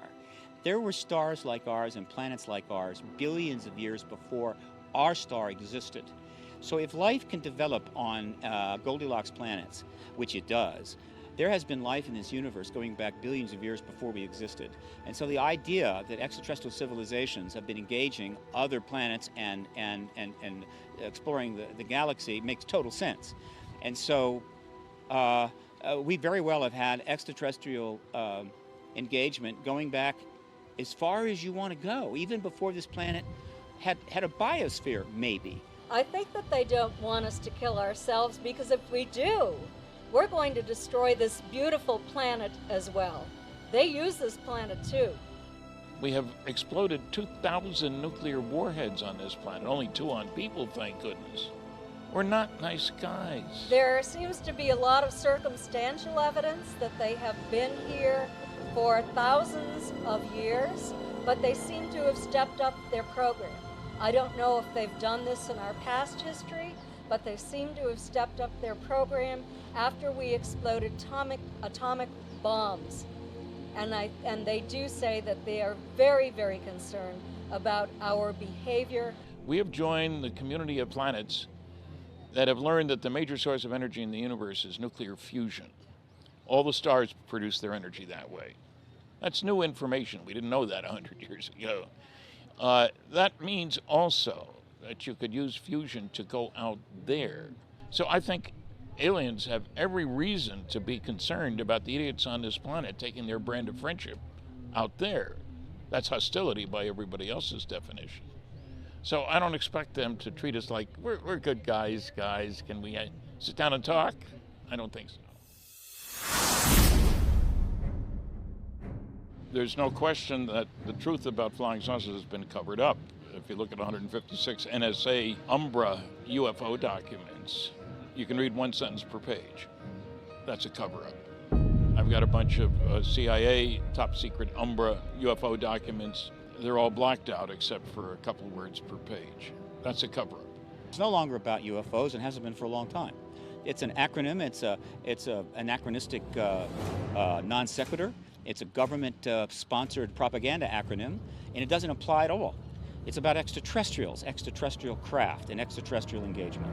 I'm not sure our government is in a position to negotiate policy with any of these species. I'm pretty sure that if there's been some sort of interaction, it hasn't been a negotiation. It's been a more like, this is how it is, and you're just going to have to deal with it. We have the facts that were enunciated by Air Force General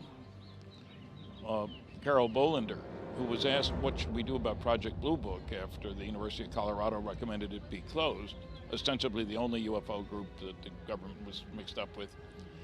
And in a memo he wrote, which resulted in the closure of Project Blue Book, he said reports of UFOs which could affect national security are not part of the Blue Book system, which is an incredible statement.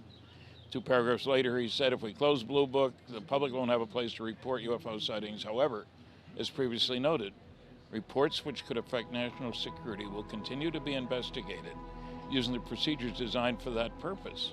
I located General Bowler. This is 10 years after he wrote the memo. That's when I first found out about it. Talked to him, suggested, it sounds like you're talking about 2 separate communication channels. The important ones, the government-related ones, and I just had a case, I said, like a saucer going down the runway at a SAC base where nuclear weapons are stored. By definition, that's a national security problem. Or routine, if my wife and I go out at the end of the driveway and see a saucer fly over, no big deal. And he agreed with me. 2 separate systems. And I'm interested primarily in the ones that could affect national security. Collectively, there is a 50% plus consensus. It's time to reveal this. But the military-industrial complex is not a democracy. It is not a vote. It is a much more complex decision. Because we need to understand that the only people with all the fancy equipment, I mean, I don't have my own radar system, for goodness sakes. The government does. Radar systems, gun cameras, other instrumentation on board aircraft, spy satellites, all this kind of stuff. And that stuff's all born classified. So it's not a conspiracy notion, it's the reality. After that is a vast array of assertions, speculations, and theories that have varying degrees of probability attached. But we cannot assess that, or parse that, organize that, study that, because the government say there is nothing to study. Look, there was a big explanation for Roswell, crash test dummies, stories about bodies. We were dropping crash test dummies all over the place. There are 2 major problems with that. None of them were dropped until 6 years after Roswell, and they were the same size and weight as pilots. By definition, they were checking on ejection seats. They were 6 feet tall, 175 pounds, made out of wood, and in Air Force gear, clothing, because that affected the drag and heating as you dropped them out of an airplane at a high speed, at a high altitude. So they got away with it. It was good enough for the New York Times. They bought it. The real problem is the failure of the press to do its job. It's a cosmic Watergate, and they're acting like it's Alice's Tea Party. And any interstellar race could destroy this planet without really a lot of effort. We are like kindergarten children to them in terms of our ability to, quote, fight. What if there's way more to the picture? What if there is a series of different alien races that all have a different agenda? And what if we really have no control over what our outcome's going to be? We know that there could be hostile entities out there who have malevolent intentions toward us and toward our, maybe not toward our planet, but they may want our planet for their own needs. Hollywood blockbusters, as well as independent films, have long capitalized on the public's interest in the UFO phenomenon. Richard Lowry's film utilizes actual case studies and depicts a looming alien invasion. His earlier film, Destination Mars, is a parody of the 1950s flying saucer movies, but subversively conveys the message that mankind's quest for destructive weaponry could result in our own annihilation by an alien race. The final speech from the alien leader proclaims this very clear warning. I have studied the Earthlings for many eons, from their pre-evolutionary stages to this, their final hour. And it is this gain in knowledge which has enabled all other planetary civilizations the proper tools for adopting indomitable minds, minds forged of thought and reason, rather than brutish impulse. It was only a matter of time until they stumbled upon an atmospheric vaporizer. But what the foolish Earthlings did not surmise is our power in controlling their world. From their floods, to their fires, to their earthquakes, and even to their solar eclipses. The elderly subject of Lowry's documentary, The Wicksboro Incident, also sends the warning that aliens have been coexisting with us for decades, and the small town in Texas where he and his comrades constructed a device that could detect who was human and who wasn't, was erased from existence. Well, I think that the government had to cover up the existence of the town, had to cover up all of those deaths. And so therefore, they came in and they bulldozed over it. They just flattened that sucker right out. When the documentarians travel to Texas and locate the man's secret underground workstation, they are suddenly pursued by men in black, leading to the subject's on-screen assassination by a sniper. The number one thing that would protect us from, would you say, the outlier, the rogue threat, would be an alliance with those entities and civilizations which have no intentions of allowing that to happen, which may very well be a reason why this process is underway right now. What protects a smaller country in this world right now from being invaded by a larger country? Alliances between that smaller country and more powerful countries that don't want to see that kind of behavior. I believe they're here. I think they're among us somewhere, and I think they're scouts. See, I don't think they're here to invade America or invade the world yet. They're scouting us right now.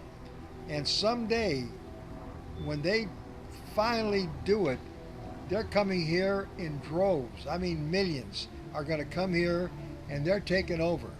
Whatever your reason is for coming here, understand, we have no intention nor interest in keeping you alive. So I'm dead either way, right? Correct. No one will be spared. Why? The Earth's position in this solar system provides us with a strategic and tactical advantage. Robert, the human role in the universe is inconsequential. That may be so, but we have a right to exist. Only if we allow it. And we don't.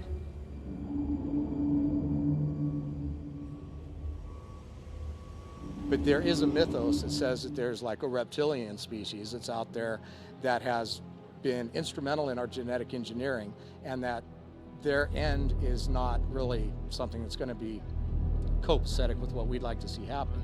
If a major threat from another star system were to occur and we did not have protection from other star systems, we would be screwed. The government put that kind of stuff out early days in order to persuade people to just avoid the issue. Meaning, maybe it's true, but everybody will go insane, so don't bother. It's all bullshit. It's all propaganda. We could have handled the ET announcement in 1947. We just went through a world war with 40 million people killed. We had millions of men overseas. We did unbelievable sacrifice. And so we're going to fall apart because we learned there's extraterrestrials in the world in 1947? I don't think so. There's a lot of people with different opinions as to why the government will not disclose. But there's several that resonate with me. And again, it's just my opinion. And I think that the first one is that even though we say that we're ready as a society, I really don't think we are. See, the truth is not what creates panics. It's lies and falsity that creates panics. And so that is another red herring that was used to justify in the minds of people staying out of this issue. When Orson Welles aired his War of the Worlds radio show, it sparked such chaos and fear in the public. It's been theorized that that's one reason why the government said we better not reveal this information because it could cause a widespread panic and it could cause an entire meltdown. We could hold a radio show that was a scripted show and put out a statement that no, this is just a script, right? But unfortunately, we didn't do it enough, and not a lot of people heard it. And it was about a major virus outbreak in California, and hundreds of thousands of people were coming down sick, and we generate a mass panic. Does that mean that the American people can't deal with the concept of an endemic or pandemic flu? No. That was a radio show that ended up being people thought was true when it wasn't. In other words, it wasn't the truth, it was false. I don't think anybody would panic, believe it or not. I think they panicked back in the day, but we're sort of gotten used to the UFO syndrome, if you will. And if they landed on this planet today, we might try to be friends with them. You know what I mean? And I think that's probably what would happen. I don't think anybody would panic. The Phoenix Lights, the Stephenville flyover, all of this is conditioning. It's the same thing we did with a Stone Age tribe that we found down in the Amazon basin. Instead of rushing in with clothes and Bibles and, hey, vote for me, they cordoned off the area and kind of quarantined it, not to keep them in, but to keep others out. And then a team of anthropologists slowly allowed themselves to be seen. They were seen on the hillside, and then they were seen across the clearing, and they slowly acclimated these people to the idea that they were there and they weren't and didn't mean any harm, and then eventually they made contact with them. And this is the same type of conditioning process we're undergoing right now. Well, it wasn't completely ignored. It was in the newspapers several months after it happened. Well, what they did was lie. They switched, bait and switch. They changed the time, and they're talking about airplanes, military planes dropping flares. It was in the wrong part of the sky. There were, as you say, a lot of witnesses, and it was at the wrong time. But they got away with it because the press isn't doing its job. And you know something? Religion's been around for thousands and thousands of years. It's very resilient, and I doubt there's anything the extraterrestrials would show us that would significantly reduce the religious observance of this planet. It's time for us to expand our thinking, expand our understanding. There's patents for tunnel digging equipment that were put together years and years and years ago for giant tunnel boring machines capable of just drilling through anything for huge amounts of miles in very short periods of time. And those patents were formed, and then these machines supposedly never made it into production, but we know that they possibly exist. Underground secret bases, otherwise known as DUM, deep underground military bases. Yeah, they're there. And I've seen the specs and the pictures of the giant boring machines that they have that can just cut right through heavy rock and produce it within minutes a tunnel that's big enough to drive a 18-wheeler through. And so, yeah, these bases exist. Now, what exactly they'll be used for, if they'll ever be used, that's another question. Corso was speaking about only one aspect. The fact is, the number of craft have been in the hands of the U.S. government for decades.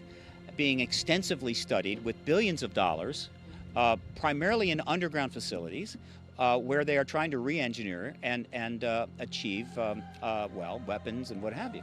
And I went to this place called Nordhausen, which was a vast underground base where they still had some of the U-2 engines, and the Russians had just put some rocks in there and left it where you could see the technology from Petamunda and the V2, the V3, the V4. And I believe that technology moved so fast, I almost believe there might have been some help from some other people not of our world. There's been a lot of talk about maybe mixed human-alien partnerships working in some of these underground bases, such as the one that is reportedly at Dulce, New Mexico. That is in my huh file. I go, huh. Okay, I've heard enough to suggest that there may be something to all that, and yet I've not seen hard enough evidence to just say conclusively, yes, that exists and that's happening.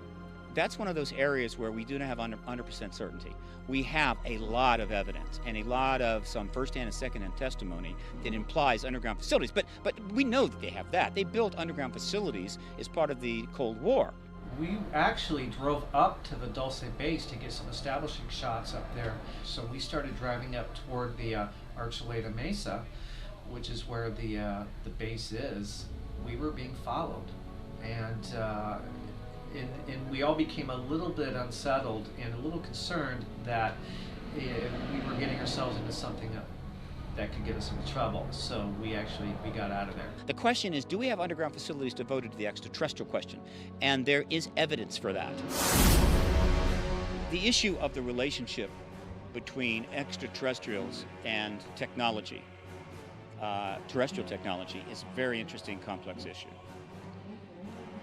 It became a significant matter when Colonel Philip Corso wrote his book, The Day After Roswell, where he stated matter-of-factly that he was in charge under General Trudeau at the Foreign Technology Desk in trying to sprinkle some of the ideas obtained from examining the Roswell craft. If we've recovered alien craft and we've back-engineered technology, then we really don't want to put it out that we have this and that we know about it. And sadly, that's a detriment to the advancement of collective human civilization. Which is to say that if, in fact, the United States government has mastered the ability to tap into ground state fields and is sequestering that technology, it is criminal, because the availability of that technology would transform this planet, save hundreds of millions of lives, and solve a great deal of our most difficult problems. And so every day that the truth embargo continues and that technology is sequestered, people are dying because of it. So in their attitude is, well, yeah, now some people are going to die, but we still want another 20 years of secrecy. Well, tell that to the people that are suffering. And we know too much now. It's too much out in the open. So now the blood is on their hands. We are paying a fortune for energy. People are dying because they can't afford water, food. We're polluting the environment, killing people with cancer. And they are sitting on transformative energy that might be 1 cent on the dollar. Plus, we have evidence that we have in fact reverse engineered antigravitic propulsion, and we have our own saucers. As we get a better understanding of the nature of reality, I believe that what today has no scientific explanation at all is going to be accepted as a scientific norm in the future. And when that happens, it's going to change the face of civilization on every level. So for decades, we have had antigravitic propulsion, but it is not known or available to the public because to do so would result in ending the truth embargo, and therefore it must remain sequestered. The most important question of all regarding the ET technology is, have we mastered and even reverse engineered the energy system that drives those craft? We're pretty sure it's not oil, gas, or coal. In fact, our own physics points to the likelihood that they have finally figured out how to tap into the ground state fields.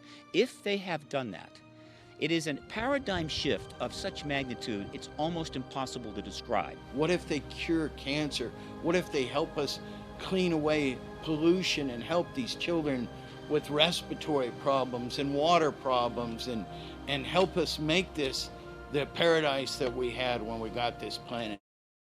We've been using that wreckage to reverse engineer this technology. I believe we have a technology right now that's far beyond what the public even knows about. Now, it's an interesting point. Given that we have the ability in a device smaller than a laptop to store the entire Library of Congress, every book in it, and more, the idea that extraterrestrials may have storage ability to have enormous archives regarding this planet, in which case we might have the opportunity at some future time to directly research our ancient history with visual records. Look at all the historical events that we don't have eyewitness testimony from, whether it's Moses, in the Red Sea or whatever. So there are all kinds of possibilities. I'm Kathleen Martin. Betty and Barney Hill were my aunt and uncle. They are the first Americans whose story went to the public about a UFO abduction that occurred in 1961. Betty and Barney stated that they felt that the ETs wanted to know the difference between their bodies and human bodies. They were very interested in Betty's and Barney's skeletal structure, in their nervous systems. They took skin samples, they examined their hands, their feet, their eyes, their ears, their mouths. We're very different than this particular race of Greys who took Betty and Barney. They also, I am convinced, had an agenda, and that was the hybrid agenda. They took ova from my Aunt Betty when they inserted a needle into her navel and told her it was a type of pregnancy test, and they took sperm from my Uncle Barney. This experience is not only hearsay. I'm a researcher, and I investigated that case over a 14-year period. I wrote the book Captured, the Betty and Barney Hill UFO Experience. Stan Friedman joined me by writing 2 chapters. Under hypnosis, they remembered the landed craft on the ground and being taken up a ramp onto that craft against their will. They recalled the interior of the craft. They described it in great detail. There were pie-shaped rooms. There were wedge-shaped rooms. They were taken to separate examining rooms. There was almost like a sort of dentist chair in the room that Betty was taken into. She was placed in that chair initially. Then she was taken and placed on a table. Barney did not sit in that chair. He was placed on a table. They described the interior. They described the sort of stark interior of that room. They described the lighting in this room, this bluish white lighting. And they frightened Betty and Barney terribly. Betty and Barney didn't know if they were going to be carried away, if they were going to be made specimens, if they were even going to survive this. But the ETs telepathically apologized to them for frightening them. They reassured them that they were not going to be harmed, that they would be returned to their natural environment after they did a few tests. I was 13 years old at the time that this occurred. My mother was Betty's younger sister. Betty called my mother first when they arrived home on the morning of September 20th, 1961. I was in the room with my mother. One of Betty's reasons for calling my mother was because we had a neighbor who was a physicist, and Betty was concerned about radiation, and she wanted to know what to do. This physicist, for some unknown reason, told Betty that if she had a compass, she should take it out to the car to see how the needle reacted. Well, the funny thing is, that doesn't measure radiation, it measures a magnetic field. When she went to the car, she noticed for the first time that there were shiny spots. There were concentric circles, they were all the same size. And she held the needle over those spots, and it caused the compass needle to spin and spin. And the dress that Betty was wearing on the day of September 19th had been in perfectly fine shape when she put it on that morning. When she returned home the next morning, there was a tear in the thick zipper fabric. The stitching was torn by the zipper as well. Betty Hill's drawing of the infamous star map drew critical response from astronomers and researchers, including Carl Sagan. However, years later, the drawing was proven to be an accurate representation of the Zeta Reticulum system. This alone eliminated the chance of a hoax. They were credible individuals. Betty was a social worker for the state of New Hampshire. Barney worked for the post office. But he was also, in 1965, given a position on the U.S. Civil Rights Commission in the New Hampshire State Advisory Committee. They were credible people. They were social rights, civil rights activists. They absolutely had nothing to gain. They had everything to lose when this story went public as the result of a violation of confidentiality in 1965. I'm Patty Greer. I'm a crop circle researcher and filmmaker, and I have been in more than 100 crop circles in the last 10 years. I have a communication with the circle makers that happens usually at 3 in the morning. When you walk into a crop circle, you're going in a tram line, which is the tractor tire lines where it's already laid down. So you don't want to ever disturb the field of the farmers. As long as you stay in the tram lines, it's considered etiquette. And what I feel in the crop circles is a very strong, enhanced electromagnetic field. And almost everybody can feel it unless you're completely insensitive or not willing. The interesting thing is that as you're walking in the tram line, about 10 feet, 20 feet before you get there, the hair stands up on your arm, so you know you're close. Once you go in a crop circle and the whole body lights up head to toe, there's no doubt.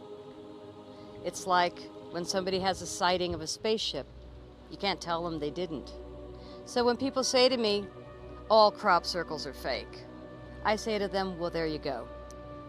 That's really it. There was one scientist in the world that I know of that went public. His name is William Levengood. He's very, very famous, and he's in the Guinness Book of World Records for writing more scientific papers that made it into science journals than anyone else on the planet. And he's the man that proved that not only are crop circles real, but they're coming out of the earth. And what Levengood discovered is that it is plasma balls of light that are laying the crop circles down in seconds. But the way the plasma gets energized enough is through these spinning, counter-rotating vortices. So it's a really clear science that makes sense. And when we realize that they're actually initially coming out of the ground, it really makes sense. Why would the mother be complaining? Well, gosh, we're fracking her, we're draining her blood, and then we're fracking her some more. And we're dumping stuff, and we're poisoning everything. And so she's been shooting up these messages for 200 years that we know of, and humanity's just gotten worse and worse. And a lot of the most important messages are put in binary code. They'll put it in a code that they know can be deciphered by a mathematician or a computer. And some of the most important binary codes have really referred to times in history, such as the alien face and the disc. I'll just point out that this was the year after 9/11 happened. And the message was, beware the bearers of false gifts and their broken promises. Much pain, but still time. Believe there is good out there. We oppose deception. Conduit closing. Crop circles are messages that are being written to us from inner earth, from our ET brothers and sisters. Crop circles are not only real, but the seeds inside the crop circles can produce up to 400% more food, with up to 75% more nutritional value per seed. Well, of course they're going to suppress it. When Monsanto owns the government, they don't want healthy food to be multiplied by 400%. In the last year or two, the military has really nailed the farmers and asked them not only to not let people in, but to mow out the crop circle on the first or second day that it arrives. We always fly over it and we always get photos, but then the next day it's like a blown field. So when we see these farmers destroying the field, it's very interesting that a lot of times the circle makers will just come back and hit them with a new pattern in the same field the very next day. I have been wonderfully hacked for 4 years. My phone, my computer, everything I do has been unbelievably difficult. And you know, my answer is I'm sorry for those that are doing it because I'm not stopping. So they're actually initially coming out of the Earth in pairs. They're coming out in these spinning vortices. One's going clockwise, the other's going counterclockwise. So William Levengood proved that they were coming out of the ground, and as they come up spinning, and they've already predetermined what they need from humanity, from their ET friends, they're already with their plasma energy, their frequencies that need to be added to what she sent up. And when the three frequencies meet, there are some that are not ET at all, they're just Earth and us. Some of them are humans meditating, and then the circle happens the next day. I have 3 of those in my movies. They blow into these beautiful balls of light, radiant orange balls of light, which all of us have seen that do night watch. And they communicate, 2 plasmas communicate, and bang, that field goes down in seconds. The problem in the field now is that the famous crop circle researchers still today are not coming up with the new information. They're kind of stuck in the 1980s and 90s data, and the fact that they're not really talking about the great work of William Levengood when they actually know the great work, but rather dissing him, it's a sad time in our history where the money is going behind misinformation rather than information. I am committed to make a difference here, and it's not me, anybody special, but the fact that I work with the circle makers and I find these are so incredibly real and beautiful, it just keeps me excited. And things keep happening to me where I'm in communication. It's not like I'm even asking or looking for it, they just keep showing up.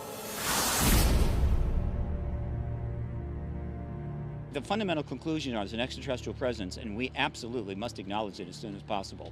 After that, you'll be surprised how quickly things start sorting themselves out and getting resolved. So my conclusion is that I think we are an inch from disclosure.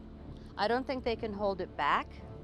I think that it's not even about getting the government to tell us the truth, it's about leaving them behind. There's a lot of evidence that advanced civilizations and possibly non-human entities have been here and occupied the planet in the past. Some of them seem to be astronauts coming here from another planet who have technology that's so highly advanced that it looks like magic to us. Well, my 1990s book, Alien Agenda, started off with the premise that UFOs are real, not something fictional or imaginary, and I think that's beyond dispute today. Let's get this out in the open regardless of whatever our government thinks.